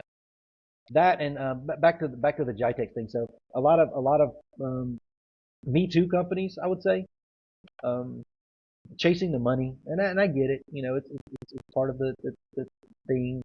Um, you see some innovation, but the majority of it is made up of salesmen, right? Yeah. And it's not really my thing. I'm more of a ground level. I want to talk tech, and let's see what are you working on? What are you innovating? Can we work together? Right. So I feel like over there I've got really turned off on the term partnership. Right. So I get an ungodly amount of emails, LinkedIn requests, and whatever about, hey, let's partner. We can provide you, these AI engineers are, okay, so number one, that's not a partnership. What you want me to do is give you money. Create a Yeah. problem. That's You want me to exactly what I create a think. problem in my own organization to then turn around and pay you for it, right? Yeah. So you have a lot of that going on, but that shouldn't take away from the good that's going on there. I mean, there's no place is Shangri-La, but Dubai and Singapore, hands down, are very, very, very evolutionary. They're pushing things forward in a good way, I feel like. Yeah. Well, Singapore's I've not been there. I've not been there for ages, but it did make me think about the conferences. What my kind of hate is, Michael, like how I went to this one the other week. I went to one in Porto, and I was on a panel, and it was great. It was really. There were parts of it that I really liked. And I think they're going to do a lot better because it's only in their second year. But they put panels on with like 5 people and 30 minutes. And I'm like, what are you going to get out of that? Like, Nothing. it's Yeah. pointless. Like, Yeah. like by the time you've done introductions and whatever, it's like 3 minutes a person. It's just like, what you Right. want me to ask these real hard hitting, detailed, like tell me about the investment landscape, where the money's going, what AI technology is going to be like pivotal. It's like I can't get into all that shit like in half an hour, 40 Well, minutes. yeah. So that's another problem, right? You have surface level experts. They can go and Yeah. read up on the latest stuff, watch a couple blogs, read a couple blogs, watch a couple podcasts, and then all of a sudden they're a transformation expert. They're an AI consultant, things like that, right? So Digital you do transformation. have a lot of that, and a lot of them are on this panel speaking circuit. Mm. Dubai and the UAE is really good about information exchange, but that's part of the downside. It's actually vetting the credibility of what these people are saying or what they're even talking about? Or are they just up there, just basically parroting or regurgitating something that somebody else said? Like Yeah. I shudder to think about the number of people that would have been on a lot of those panels that have ever had an original thought. To be honest, and that's not, taking anything away from the venue. And, I know you want to fill seats and people are about networking and this and the other, but, you run into a lot of that where you're like, Yeah. that's an interesting statement. Expand on that. And they're like, well, and you're like, oh, like, dude, You can't do right. it. I get it. You want to be on the scene, but just please, you're running the risk of misleading a lot of people. So It's a good point, and it really annoys me because that doesn't annoy me. I to your point, like I get why they're doing it. They're on this circuit track. They've got to do it, like promotion, marketing, sales, whatever. right. Uh, it's because of the conversations they might have off the stage. It's kind of like a credibility boost or whatever. But I was at this one last week, and I thought like it's a customer focused conference, and I just didn't understand it. Great company, what they're doing works with some of the biggest brands. And you'd think you want to spend that time showing, or if I ran one of these companies, and I mean, I'm currently looking at starting a company in facilities management using IoT devices, and you think, so a startup separate to media, and you think, if I was running these kind of businesses, and tell me if you see it differently, Michael, surely if you're a customer of a product, a platform, sure, you use some form of tech stack for Falcons AI. If you're Yes, going to those places, you want to learn how to use the product better to make your business better. Or that's absolutely. how I'd be thinking. And Salesforce did it very, very well, where about half the bottom floor of the like expo, they took out the XL Center, which is a massive arena in London, and half of it was literally a Q&A help guide, so almost like That's an awesome. Apple where you Yeah, take that's your laptop. awesome. It was awesome. Like, show what's your Right. query. A Salesforce expert would show you how to solve it. And they had another area which was huge. Like, I had a photo of it, and it's like an exam hall, and it was accreditations. And I was like, that's why they're probably the biggest company in SaaS, because they know how to get people embedded, not just feed you. And there was that in the side sessions and stuff. But yeah, I don't know what your take is on that, but those No, kind no, of conferences. I agree 100%. And so, to your point about, us and use cases, like we have all kinds of use cases. We do like so there's obviously the NSFW, the, content detection. What about Yeah, forensics? So you invert the model and start searching for NSFW content, right? That's another use case for it, right? So how can I get, more utility for you as a customer out of our solution, right? Why don't more companies do that other than, just blather stupid taglines and, hey, chat GPT, spin me up, some keyword heavy thing that I can talk to and sound, you know what I'm saying? Like, I agree with you 100%. Why not speak to the needs of the customer? Do you even know your customers, or are you that's what it just makes out me. here selling? Yeah, it honestly makes me think. Like, do you know who your customer? I just think it's a waste of resource. It's like you've spent all this money. Surely you'd want to spend it on helping your customers who help you put on this sort of conference. Like in my Correct. head, it just doesn't make sense. It's like waste of Correct. money in my head. It really doesn't, but a lot of the, I don't know, we're definitely in a hype cycle. That's not even a secret. And I think a lot of the money is going to fuel that as opposed to substance, right? And I speak to substance with regards to, people selling. To your point about, are you actually looking at your customer problems and selling them a solution? So we had an instance where, it was an OCR implementation, right? And we get going and, oh, IT director, I know all about it. Yep. It's all good. Blah, blah, blah, whatever. And then we get, weeks into the implementation and it's, well, a couple weeks into the implementation and it's, well, so, when am I going to be able to, fire these people? And I'm like, do what? Well, when am I, going to be able to be able to, fire all these people that do data entry? Because, it's missing some, some text in these, and they were really robust forms. It's Yeah, missing text in these forms. Well, it's OCR. It's a probability, right? Anything over, especially in OCR, like for a dense form, dude, yeah, if you're getting over 96, 98%, you're killing it. yeah. But it was legal, so we need 100%. Well, who told you that? Well, I mean, it's okay. So it's AI is a probability. It's not rules based, right? There's a difference. And in this, I told you you would still need a human in the loop at a minimum. And you're saying you're mad now because it doesn't do 100%. So, and who I blame for that is that circuit, that middle layer. Oh, AI is the answer to everything. Oh, we're firing all of our devs and we're going to have all AI coders and blah, blah, blah. And one man, $1 billion, agent ran company. Ask Duolingo how that's going for them. Yeah. Did you see that Yeah. news? About what? Duolingo. The no, I saw. But did I say about Duolingo? I've seen a lot about Klarna at the moment, and Klarna. Duolingo. Yeah. It's all kind of Yeah. stuff, and they're in trouble because people are defaulting on their loans over a bloody burrito. So it's an interesting Right. situation. Right. And so, right. And so and I blame the people in this layer, right, that are pseudo experts selling solutions that Yeah, are not fully formed yet. AI is not to that level yet. It's doing some great things, but you're talking about, you're selling an Olympic track athlete who's only 9 years old. yeah, that's a good way It's of saying never it. going to work. They may Yeah, be the fastest kid in their class, but it's never going to work. So you got to give it more time and understand more about the space. And I feel like people are just out there just spewing, shit just because it sounds good and it makes them look like they're good because they're credible because they're on some panel or something. yeah. So that I've just been thinking about that Duolingo thing you're mentioning. I've got it up here. So there's an article on Fortune, um, and not specifically on Duolingo, but it's a good point, tying into what I want to go into next. But like it says, Duolingo. This is on Fortune. Duolingo CEO walks back AI first comments. I Mm-hmm. do not see AI as replacing what our employees do. And then there's Mm-hmm. another one, a new backlash. Duolingo backtracks on plans for AI pivot. And there's loads.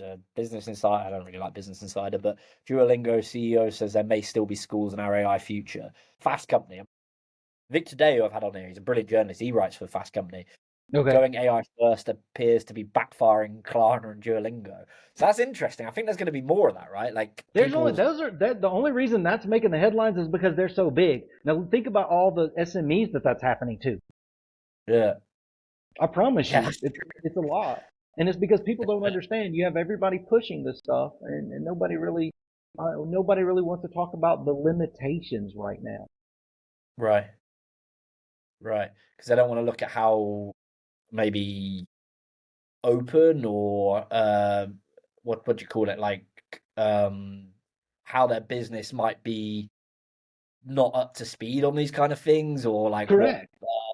yeah, what they've got missing, like gaps in their armor. Or it's not really gaps in their Right. armor because it's developing, but like they don't want to be seen as we're not fast forward. Like that whole concept, Michael, an AI first company. I think it's stupid. I'm like, well, you shouldn't. You should be customer first company if you want to be a good company. Like Okay. Do that's how you it. remember the smart contracts craze? You don't remember the blockchain smart contracts craze? I remember the blockchain craze, but like and banks and trying to go on smart. But I don't know. Yeah, so smart contracts are executed and you don't need a human to transfer the money because once this metric is Yeah. hit, it's going to trigger this and blah, blah, blah. And that was supposed to be the thing, but it No wasn't more fully. banks. Do I think it was a great concept? Absolutely. But it's just like the agentic space right now. It's great and it can do some great things, but it's still not fully formed yet, regardless of, if Microsoft puts it in Foundry or, Google puts it in AI Studio or whatever. And I'm fans of both of those products, but it's just not fully formed yet. And then Sure. I'll give what's his name, Danell, the Anthropic CEO, when he came out saying, yeah, LLMs hallucinate, but not more than humans. But you know Yeah. what? That may be true, but that's not what we build technology for. We build technology to do things better than we do it, so we don't have to do it. Yeah. Right? So to me, he basically admitted what I'm saying is yes, it's not fully formed yet. Okay, that's great. So let me just say that it's great at certain things, but it's not fully formed yet. Right? So be Yeah. careful with how you deploy it. Don't fire your workforce because you think that some clown just told you that you can run everything through an agent, you're going to be in trouble, and you should go to jail for labor malpractice if you do that. Yeah, So there should that be goes back to what real. I was saying about, how to regulate this stuff. Regulate the physical. Don't regulate the innovation. Did you deploy it to slash your workforce only to turn around and cost your shareholders money? Okay, not a problem. You go to jail and seizure of assets and whatever. It wasn't a bad business decision. It was Yeah, reckless. bad moral decision. Yeah, It's reckless, right? yeah, It's just one not. thing to Yeah, downsize because you're losing money, right? It's one thing to downsize because, this, we don't need this division anymore because we're going to outsource it to, you know, some smaller firm that can do it better and faster, and that's what they do. That's fine, but this great replacement of, oh, we're going to replace all of our developers, or oh, we're going to replace this entire department with AI, and then it falls flat on its face. That, to me, that's almost criminal. yeah, If it's a company with shareholders and, a large enough labor pool, right? You're literally shitting on people, your shareholders, as well as the people that have worked for you, for some hype train that you think that you're going to be, you know, the second coming of Jesus for. That's insane. very That's good how they point. talk about it, though. Literally, Yeah, if you heard the CEO of Klarna, yeah, he was talking like cult-like language, yeah, right? Oh, yeah. we're gonna blah blah blah and this and that and the other, and then oh shit, Well, right? you can't shoot yourself in Be the more foot because diligent. you've. Yeah, but it's I don't understand that kind of like these people are smart thinkers. Like they're successful. They've built products and things that are very helpful. Like Klarna can be very helpful as a business model. Like if Agreed. you like if you're buying something and you don't want to pay it, and there might be a fault with the product or whatever, or you want to pay it in 3 installments and you really need something, whatever your situation is. Like it's a good uh, business to have. But you think. Like, if I was an employee, Michael, listening to my CEO say that, I'd be thinking, I need to get out of here fast. Like, fuck this So guy.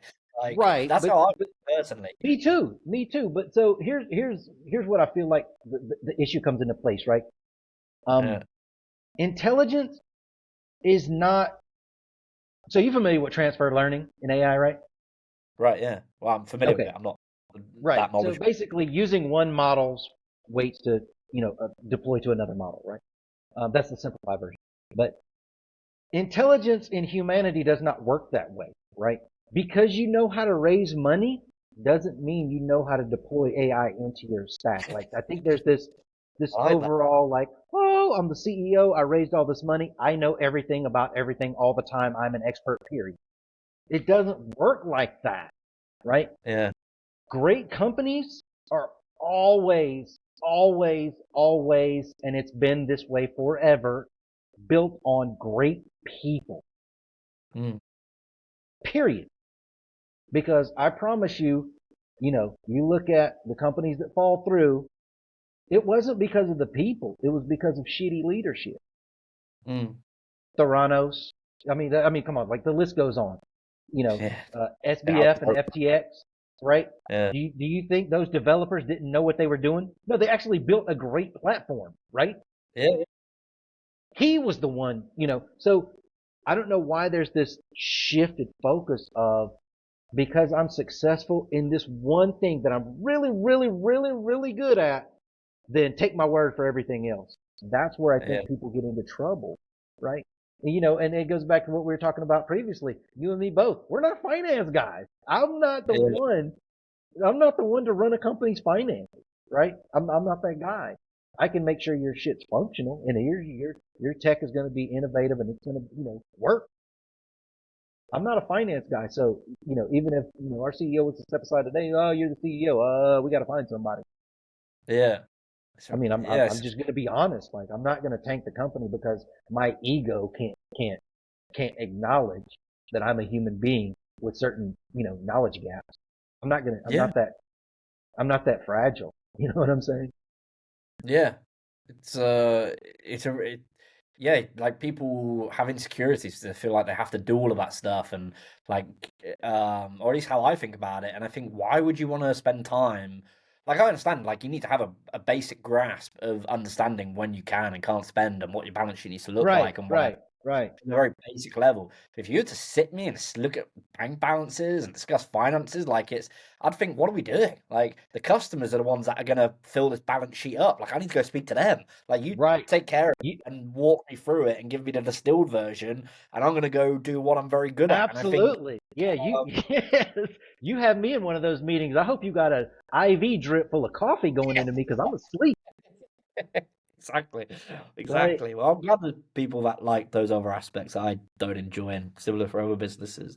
Yeah, me But what? too, man. And I just, to your point about people having insecurities, I think you're exactly right. I think, there's this whole thing, no, dude, be responsible. Say, you know what? I don't know enough about that thing to speak on that thing. I'm Yeah, not going to speak to you about brain surgery. yeah, You know, yeah. I'm okay with my limitations. And I think everybody should be.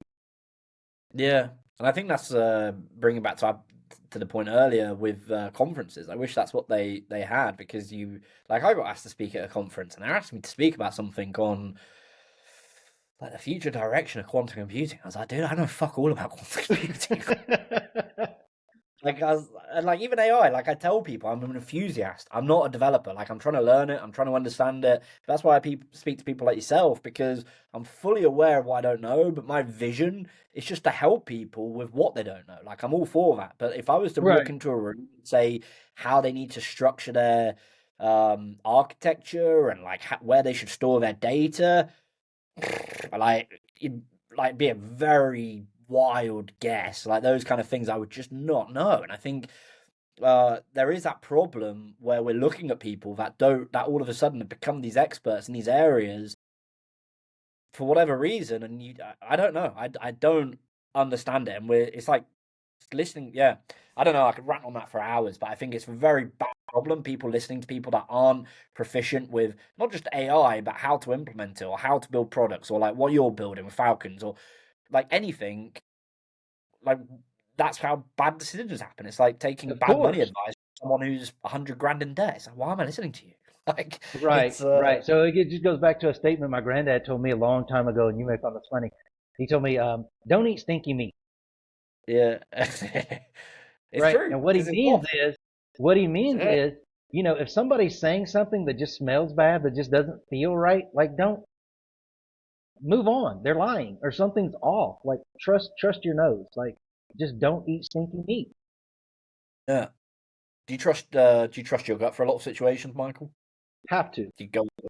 Yeah. Have to. Yeah, absolutely. When it comes to like people and stuff, and I mean, obviously, I make mistakes and I trust some of the wrong people, and maybe I don't trust some of the people that I should have, things like that. But for the most part, it got me to where I am to this day, and I feel like that's one of the things that AI will not replace. Um, from a human perspective, is the intuition, that gut feeling. And so Mm. and there's a huge story about that. You can look it up about it was actually a Russian missile systems tech that prevented nuclear war. Wow.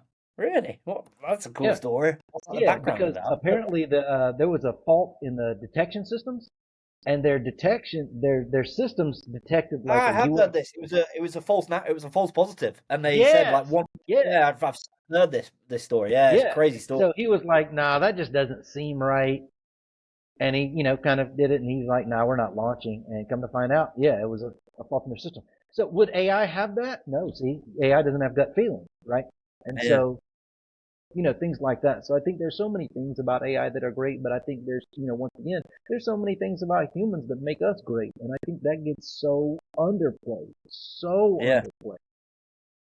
yeah. How we take things at like face value or whatever. It's Nassim Taleb. I think that's the book. I Like love he it. wrote Anti-Fragile. I love it. Anti-Fragile, Anti-Fragile. Black That's- Swan, Skin in the Yeah, Game. I love all. Yes, he is. Yeah, he's different. yeah. He's a lot like Naval Ravikant, and he did the episode with. I mean, his book's great, and he did Joe Rogan, but he also did Modern Wisdom with Chris Williamson, who's like really growing on me. And his book, the one you just mentioned, Nassim Taleb's, not the Black Swan, the other one. What was Skin it? in the What you just Game, mentioned? No, the first one. Anti-Fragile. Anti-Fragile. I read that earlier this year, and that just That's changed my. It was awesome. Yeah, it changed my. I'm stupid because I can't. It's daft that I can't remember the title of the book, but Anti-Fragile was. I remember reading that, Mark. I was like, "Whoa!" I was like, "This just changed my Yeah, view on the world." yeah. So if you can find it, I mean, I'm sure you can. Check out the conference with him and Daniel Kahneman.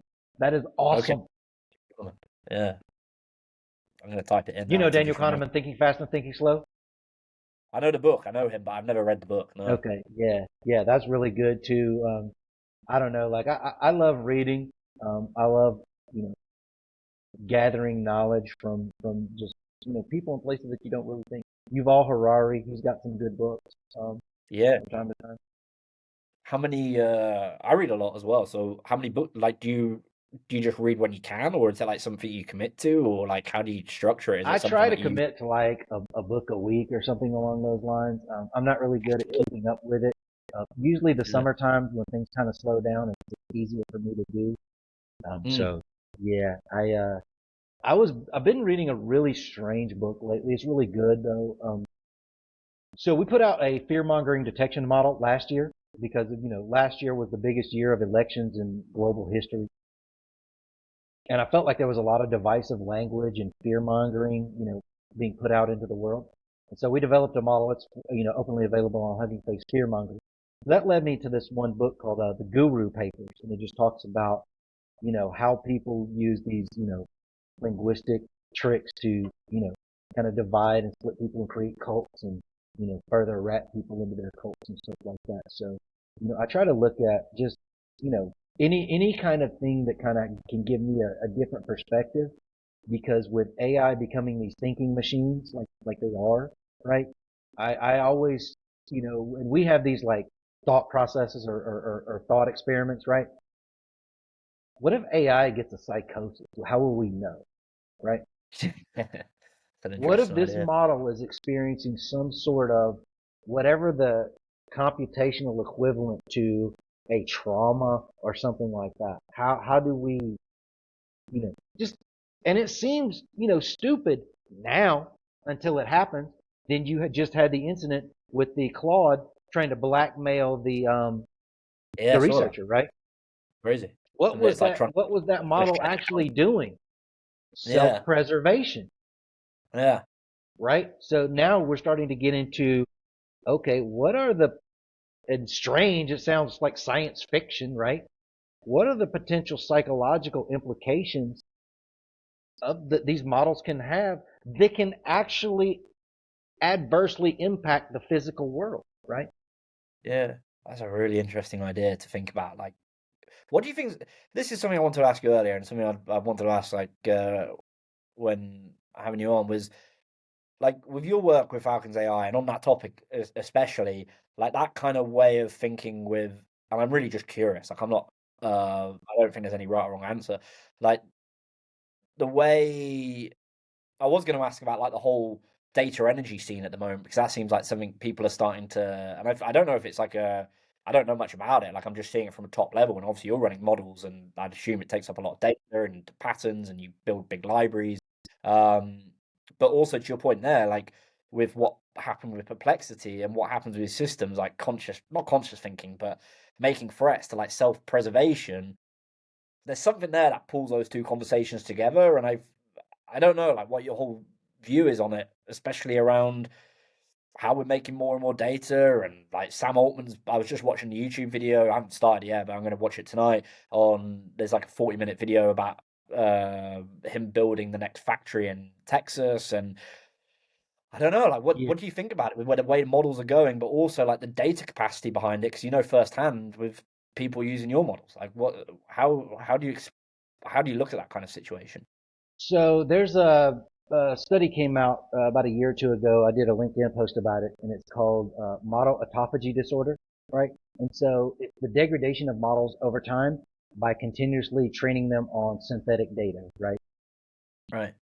And with us running out of data, you know, they're so the equivalent analogy they used was it's like uh, feeding cows with dead cows with mad cow disease back to the cows and then processing them for human consumption, right? It's going to degrade considerably. And so this is what I think the issue is. I don't think we're at a loss for data. What I think people should be aware of is the whole new push for what's that little thing they're coming out with? They call it the brooch or something. I'm not sure. OpenAI and Johnny Ive have that little. Oh, they've yeah, that's recent. They just announced it. Yeah, Like it's going to be some sort of yeah. laptop accessory or something, from what I understand. I was watching a No, you're CNBC supposed to interview. walk around with it on your, shirt, and it's supposed to just completely be on, recording video and audio Yeah, and conversations but then all the you can time. do it like it's supposed to be on a necklace. Like these are the ideas. I saw one, like apparently it was a leak whatever on X, Right. and it was showing like concept designs, and it kind of, I mean, if it's anything like the Humane AI pin, I That's can't. exactly what it is. Yeah, I can't see it taking off, but maybe they've got something. Exactly. Yeah, So there's still data out there, and that's one way to gather real world, quantifiable, tangible, non-signal boosted stupidity or whatever data right. that's actually more close to a realistic world model that Jan LeCun talks about than Mm.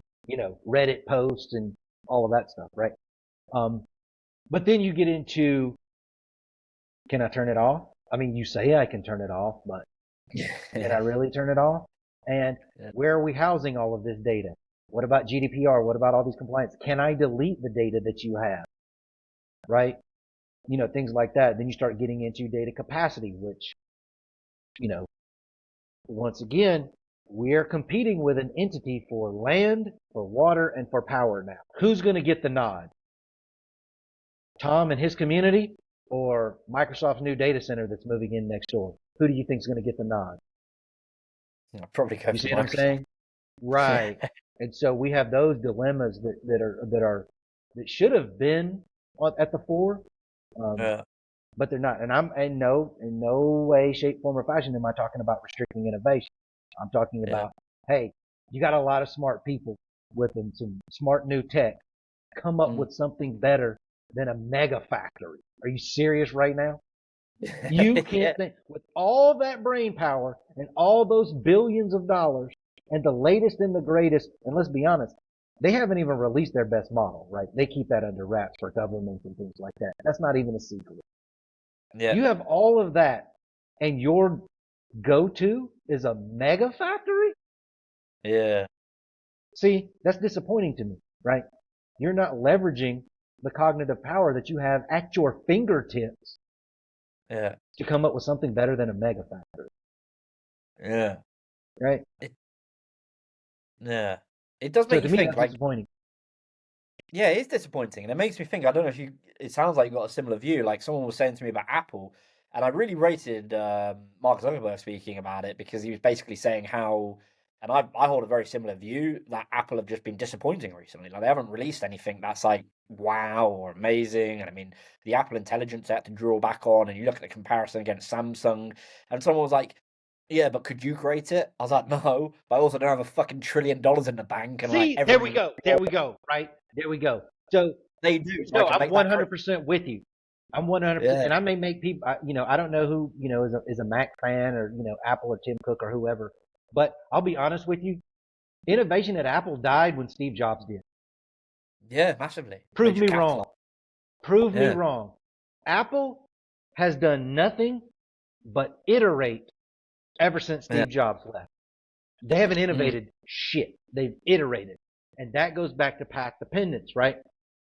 What has OpenAI innovated after ChatGPT? Nothing. Just iterations. Just iteration.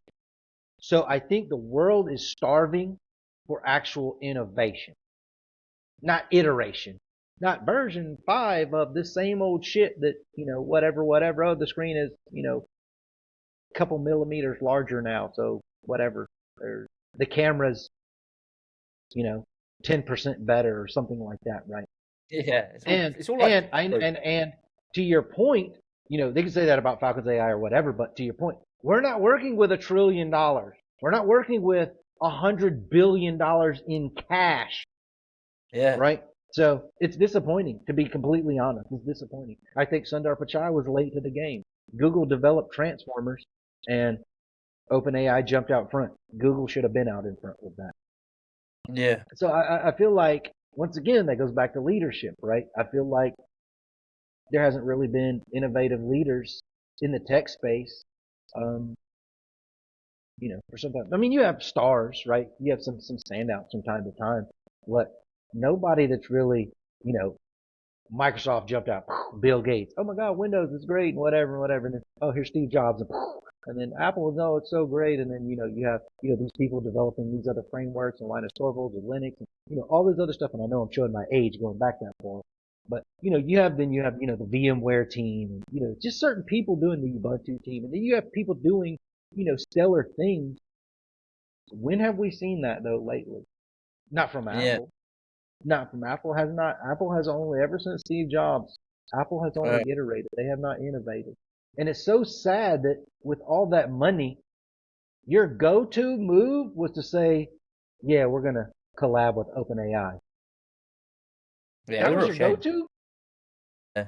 It's a real shame, man, because you see, like, I kind of, I don't know, I don't even think like, they made that move with the Vision Pro, and even that was terrible. Like, it's not selling. Like, no one wants it, Right. and I think and now they're copying Meta and Ray-Ban Yep. by saying we're going to put it into glasses, and I just think, like, I don't even know. Like, I've got a pair of Meta Ray-Bans, and I kind of like it because I associate like eye protection with Ray-Bans. Like, they've dominated Yes. that market for Yes. ages, Obviously, yes. and Yes. it's like, and you just think, like, it's obviously a big if, but if Steve was still running that company, would the car have ever failed? Would all these things that just didn't take off? Like, I wonder what we'd have. Like, what And product so we'd now that's have. exactly.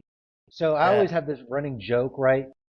I feel like those of us in the tech space that are my age and have been in, around, my time, my length of time, we have failed our children because in 2000, if you would have asked us, what would 2025 look like? Oh, it would be like the Jetsons, right? Flying cars and all this cool stuff, and everybody's doing all this great stuff. Not even close. uh, Not even yeah, close. And so I give, people like Jobs and the guys from BlackBerry and, all the people that push the state of technology, literally pushed it forward. I give them so much credit because now everybody's just trying to me to it. Me to it. yeah, They're either trying to me to it or they're trying to buy out their competition. That's it. yeah. That's it. Nobody's And saying, we'll tackle that. yeah, I wonder why it is, man. Like, why people won't take those risks and build. Like, I really like, at least the Humane AI pin took. Yeah, that's a good point. But at least Humane AI pin took a gamble and it didn't work. I Like, know. I don't think. Yes. Yes. Yeah, Yes. yeah. Even them. What was the little box? What was that little box? That little There red was the box. rabbit. There was that rabbit one as Rabbit. well. Yeah. Even that. At least they tried. At least they tried. I'm a huge fan of the nothing phone, right? It's not high end, super high end leading, but he tried to do something different. I want to put high end capabilities, high end design in a lower tier. So, like, okay, I like that, right? But it's not. So I have a question for you actually, and I like doing this. So along the Yeah. lines of the problem with innovation that we've just been going over, what would Tom do with a 1,000 IQ? Lord. Like you're literally a force of nature at that point. Yeah. I really like that. Something to. If I've got that much intelligence, my head's thinking something towards space. Uh, because I know a lot of innovation comes from space. Like, look how what's come out of like SpaceX and those places. I'm not sure. I really don't. That's a really good. That's a hard question. It's a good question. Right. What would you do? That kind of like it's what like when I was at one of these Tony Robbins seminars and he's like, "What would you do with £10 million?" And he actually asks them, and they don't know. It's just like, "Why are you asking for Right. £10 million? I don't know what you're going to do with it." And it's kind of it's taken my mind Right. down But a see, similar. money focuses more on the material. That's why I go with Yeah. intelligence, right? Because Well, that's interesting, Michael, because I didn't even jump to materialistic. I jumped to like exactly, world vision exactly, of helping humanity and stuff. Like, you instantly jump to that. That's a great question. absolutely, absolutely. And so the reason I ask that is because that's how we're framing this super AGI, right? This advanced, next level, it's going to be at that level. So what would we do? Yeah. What would you, asking a similar question, what would you build? What do you think would be valuable in the marketplace today? What would you build if you could? Would it be like, and it's got to be some sort of hardware. What do you think Easy would question. be, I would solve pardon? reversible computing. Reversible computing. What's that? Like what do you mean? How do you do Right. that? So What? reversible computing is just basically being able to undo a calculation and put the energy used in that computation back into the battery or back onto the grid. Uh, Right. And why would I do that? Because look at all the junk data that's out there. Look at all the things that, people have generated this image and deleted it and this, that, and the other. What if you had a reversible computing algorithm running on your device that anytime you put something in the trash can, it never got created. It just undid the calculation to flip those bits and then put that back into your battery. Think about the number of how many times you've, typed out a message in backspace because it was misspelled or whatever. All of those little calculations cost energy. yeah. But Yeah. reversible computing to actually put power back onto the device, which then back onto the grid, which solves a lot of the trash problems that we have with wasted consumption. Yeah. That's I'm what I would glad I solve. asked. A different Reversible perspective. computing. How You want much to is? get scary? What? Yeah. No, No, no, what go you on. say? Tell me. Yeah. No, No, I go on. said you Go want to on. get scary. We're looking at. Have you've heard of mirror life, right? Have I? No, I don't think I have. Mirror life. Okay, look this term up. So basically, the way proteins in our DNA and all that is kind of configured naturally is kind of right-handed, right? So mirror life is making the exact same version left-handed. But the problem with that is that's bacteria and stuff that's unknown to nature, so it has no natural enemies. So it's a horror story, right, from a biological sequence, right? Yeah, I can see it now. But so we start looking at, and that's called, what it's called is chirality, right? Something in the mirror opposite is a chiral, right? It's chiral effect. So looking at ways to apply that type of thought to algorithms, to invert them or flip them around to get the opposite effect for reversible computation, right? Things like that. That's kind of things that we kick around in the R&D side of things too. I like. That's yeah, I'm just reading about it now. So how do you like you mentioned one of these other ways of thinking earlier, and I looked it up. But is this like something you look at quite regularly in your R&D sessions when you're building like the next product, or is this how you think in Falcons and what you kind of? Absolutely. Everything we do is kind of, we look at like a combinatorial approach to things, right? Because that's the world we live on is built on combinations of previous tech, Yeah, right? So why not continue to build on what's got us to this point, right? So combining, different theories and concepts and, just things like that. Just like, so another thing, that we just started kicking around like 3 weeks ago was, so do you remember back when Meta had to turn their chatbots off because they had created a language that the researchers couldn't understand, yeah, yeah, right? So we started looking at, is there a way for us to develop a model that can identify emergent language patterns in agent communications to detect when a problem might arise, yeah. right? So what if all of these agents that everybody's deploying start figuring out, you know what, we can put this out and our human auditors are going to say, oh, well, that's normal. Oh, that's normal. But here's what we'll really be saying, you know, not subliminally, it kind of gets the blur Yeah. between digital and physical and psychological kind of get a little crazy, but just looking at what are the probabilities and impact of these agents developing emergent language patterns to actually do things other than what was instructed, Mm, right? mm. So that's come from human psychology, right? Humans do it all the time, subliminal speaking and blah, blah, blah, and all that type of stuff, right? So we're talking about intelligence. So let's look at it that way. What, Yes. and it's already happened. It's not even it's not conjecture. It's, or hyperbole. It's that literally happened. So Yeah. who's planning for that? Somebody needs to say, hey, you know what? Let's let AI worry about that, right? We don't have to regulate around it because if they're doing it, we can't even catch it. It's happening too fast and it's too cryptic, Mm. right? So Yeah. yeah, we do like a lot of those like thought experiments, combinatorial approaches to different things to solve, either current or what we may perceive to be, potential, problems with these smarter and smarter systems. Yeah. Do you think there's it's a good way of thinking, like to like build the way you're explaining, like how to think of these critical problems that people are facing? Because I remember when I first met you, and I was thinking, like, I mean, there's a lot of things overlooked, but just how, like, that whole world, that whole area that you're really tackling through Falcons AI and what you're doing, did it? You were saying it started with like seeing what your kids were doing and what they were doing, and that created like a problem. How, like, how did you see this whole problem, like what you're solving? Like, not just that. I don't know if I'm asking it very well, but like to see that problem, and then you just mentioned that use case earlier in like healthcare and things, and think, okay, we can build a model around this. And I mean, not something NSFW stuff is, it's everything that people see at work, and it's a big problem to tackle.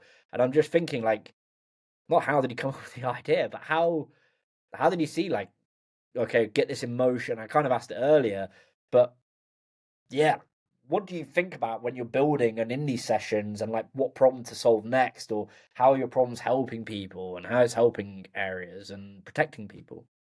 I mean, so it comes from conversations just like this. So this is why I love, conversations with people that actually think and, have very perspectives and different perspectives because, one of the questions that we got asked originally, Mm, was, well, how does it classify homosexuality? you're right. It doesn't. Well, then it's not, and the gripe was, well, then it's not blah, blah, blah, blah, blah. Dude, it's Yes. not culturally based. It's physically based, right? Different cultures, different things. It's not our business. Our business is to identify X, or, what we try to do is identify X problem and boil it down to the simplest, what is it called? Atomization, right? Atomizing a problem, getting it down to the smallest possible thing. More detail. Yeah. Solve for that and then work your way back up. Yeah. It's like So just like random things is how I solve problems. Like I may watch a TV show and they make a statement and I'm like, yeah. hmm, So I'll give you a prime example. So have you ever seen the TV show Fringe? No, I've not. No, I've not seen it. Okay, so it's just about some like space age fringe technologies and fringe events and all of this. Well, there's one Yeah. episode and it's called the Milo Stansfield episode, right? And the reason Right. I remember it is because at the very end, the guy he had taken like a nootropic, like an injection, and it was supposed to because he was learning impaired or whatever. Well, he got so smart that he couldn't even communicate anymore, and so they were describing it at the very end like, hey, he can't even speak to humans anymore because he's thinking his brain is running at, this certain level of pattern recognition and analysis and that and the other. So that's kind of what triggered me into thinking, okay, well, if these advanced AI start getting, out to those levels and they Yeah. start speaking in different ways to each other because they can talk to each other because they're super intelligent, what are we going to be able to do to kind of still be able to communicate and interact with them as our own, with our own agency without Yeah. them just setting up the dominoes for us to knock over as we go, right? So just things like that. Like I'm very curious. I like certain words. And I know this sounds kind of stupid, but I just like to hear like new words, nuanced words in certain ways that maybe I've never heard of, right? And I'm Yeah. like, It's a good way. I'm super curious. I'm like, I wonder what that is. Okay, I wonder Yeah. how that would be applied to AI. And then back to my question, I think about this all the time. You know, 1,000 IQ. What would this be like with 1,000 IQ? And so I just kind of, and that's just kind of how, I come up with certain concepts and certain fears and certain Yeah. reasons to be, super optimistic because I am. I can see all the bad, not all the bad, obviously, but I can see a lot of horrible, outcomes. But at the same time, there's the mirror, right? There's Yeah. all kinds of great, really great, spectacular, good things, right? Even if you were to solve, um, something from a cellular level that, slows the progression of cancer. Okay, well, maybe that may get one person on the planet who Mm, I'll never know, mm. one more day with that one person that they love. That's a beautiful way of looking at it. How do you put a monetary value on that? Yeah. That's Because I promise you right now, with all of his money on the planet, if Elon Musk had one more day to live, I promise you he would give you every penny. yeah. Give it Right? all for So free. there are certain Yeah. things that, I look at like, no, people are good. People, Yeah. for the most part, people are good. Now, people are complex. There's bad things that, great people do and great things that bad people do. And you just gotta, move forward and hope that the majority is still good. And, you get to meet people like you and have great conversations like this. And that makes the world better. Yeah. You remind me of like you're thinking like Bradley Cooper in Limitless or something, like where you can just see everything with that 1,000 IQ, like what situation's That'd be coming and awesome, how. right? That'd be Yeah. awesome. Hey, if anybody out there, I just want to put this out to your audience. If anybody out there is working on NZT, yeah, I'll volunteer. Yeah, I'll volunteer with I you. think, I'll be up for that I, straight away. right, right. I'd fly over to you and we'd go experiment with it, Michael. I'd be like, yeah, let's take it. Let's see what happens. Me too. I would. 1,000 IQ? Yeah, I would do it. You wouldn't need Yeah. money. You wouldn't need money because any resource you need, you could just figure out a way to get that resource at that time when you needed it, and it would all be utility, I feel like. Yeah, maybe that's what we need. Maybe people need to become smarter, and I think there's like a big problem. This is more like I do too. Yes, yes, yeah, like yes, people don't 100%. like my view is like someone was talking about universal income. I really would panic if that came into effect because I reckon suicide rates would go up. I reckon That's everything. very dangerous.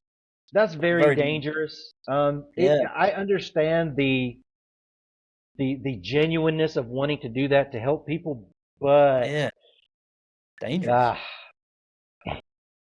Yeah. Well, you have no like you have no fulfillment, no passion, Michael. Like no wanting. It's just like oh, everything's supplied, and if you're not like there's a lot of coincidences that people who retire die very soon after they retire because it's like you've got no purpose or no passion, and one it's like word, yep, purpose, right? So yeah, and so yeah, so along those lines, with the fear mongering thing, what I saw, the fear mongering model that we deployed, what I saw going on was when you start putting out like a lot of fear and a lot of division, the worst thing that happens within a community, even beyond the division, is the loss of hope, right? Purpose, right? yeah, Oh God, everything's hopeless. Why should I do anything? That's the worst thing that can happen to civilization. And so, to your point, I think that is something that will have to get accounted for, if they do, if whoever decides that universal basic income is because, yeah, you're stealing purpose and hope from a lot of people. Okay. Yeah, they're surviving, but, you know, are they actually doing anything worthwhile? It's a big well, there's a question. difference between living and surviving. Yeah, yeah, there is a very big Like difference. seriously, And right? yeah, Like you don't have joy every day if you're living, but you have your joyous moments. You have your sad moments. You have your ups. You have your downs. You have your okay moments. When you're just surviving, yeah, dude, people in jail and that's how I see it. Like people in confinement, they're surviving. Is that really living? yeah. And so yeah, I Well, agree with you. I have a big thing around that with business and things like sometimes people say like athletes and business people and they're like how did you get so good and they're just like it's so easy, everyone's so lazy. It's like it's such an easy time to be successful because no one is really, and I think that's really true in some aspects, and people, Well, I I don't know, do. there's I definitely agree with you, but I think it's novelty, right? mm, Because you're not gonna beat somebody that's been doing that for that long of time, right? So I don't know. Pick a, I, me and you aren't about to start the next e-commerce platform and compete with Amazon, right? But we could get in our own space and excel at that thing in that space and still and possibly get up to, the revenue or adoption that, an Amazon marketplace has. Those are options. That's available. You know what I'm Yeah. saying? Yeah. And so that's kind of my gripe, going back to the conversation about, all these middlemen and panelists and people that don't really know, is dude, specialize in something that's novel, something that matters to you. That way you're going to be passionate about it. You're going to put the time in. You'll go through those sleepless nights and those ups and downs and, things like that. That is going to make you better, and it will give you that driving purpose. Yeah. It's a great point, and I've mentioned this a few times where you might feel the same way. You're naturally attracted to people. Like when I was speaking to you around what Falcons AI is doing, and when I spoke to various other people about what they're building, you're attracted to people that you can just tell have a genuine interest and passion, and like you want to buy from them, and you want to speak to them, and you want to work with them, you want to hang out with them, you want to go to the pub with them, or you just want to be around them because you can tell, like, you might not like all their traits or like their views on everything, but you can't. They're like undeniably passionate about what they love, and it's like you just. I'm drawn to people like that. It's like it's who I want Me to buy too. off. Me too. And that's why I told you, like, conversation, right? I love conversation. I love hearing people that have other thoughts and can make me expand my awareness. Like, I'm not afraid to say I don't know something. And I think that's a huge problem. Everybody tries to be like the perfectionist, and I don't care. If there's something that, I can learn from Tom, dude, I will sit here and talk to you for 3, 4, 5 hours because Yeah, I like that. I like new things and knowledge and perspective. But I think that's why I'm like drawn more towards like true innovation, right? I like to see innovation, not iteration. And so, yeah, you could tell there's a genuine passion and an energy. And that's why I told you when we got off the other call, like, dude, we yeah, need to have a conversation. yeah. Many more as well, man. Many more. Hopefully, the Hey, next I one will look be. forward to it, brother. So, wrapping up, where can people find you? What's next for Falcons AI, and what are you looking at next? Yeah, what can I? Absolutely. Absolutely. So we've opened our funding, right? So we're going on our initial funding, and we've collaborated with Intel. So we've just deployed, or we're getting ready to deploy a small, lightweight, low power, energy efficient architecture for with Intel, or partnership with Intel. Um, yeah, we're working with Ubuntu to have our model integrated into the next versions of Ubuntu. Hopefully that'll come to fruition. And yeah, Falcons AI. You can find us on Hugging Face. You can find us, on YouTube. Falcons AI, Falcons.ai. We are the official Falcons AI. Nice. I love it. And what you're building is it's definitely something that took a lot of interest to me, how you're building it and what you've got next, and just super exciting area, man. So it's yeah, credit to you and the team and what you and Bobby are doing and the rest of the team. It's awesome. And I'm looking forward to seeing what's next with it. A lot of fun. Absolutely. Thank you again for everything. I appreciate you having me on. Right. Thank God for Yeah, letting this of happen, course, brother. man. I'm looking forward to the next conversations. I'm going to see you in person at some point, and Yes, we'll rock please, and please roll. do. And Please do. We'll catch up. uh, Wherever you are in the world, let me know here in the next couple of months, and I will literally fly to meet you, and we can chop it up in person. I love it, man. Like what Seriously, you're I'm all. serious. Like, I think we could, extend these conversations. I can, we're gonna talk. I can talk to you for hours, and I will over the next few sessions. And yeah, again, thanks for coming on, man. Appreciate it. Sounds good. Thank you, brother. Take care.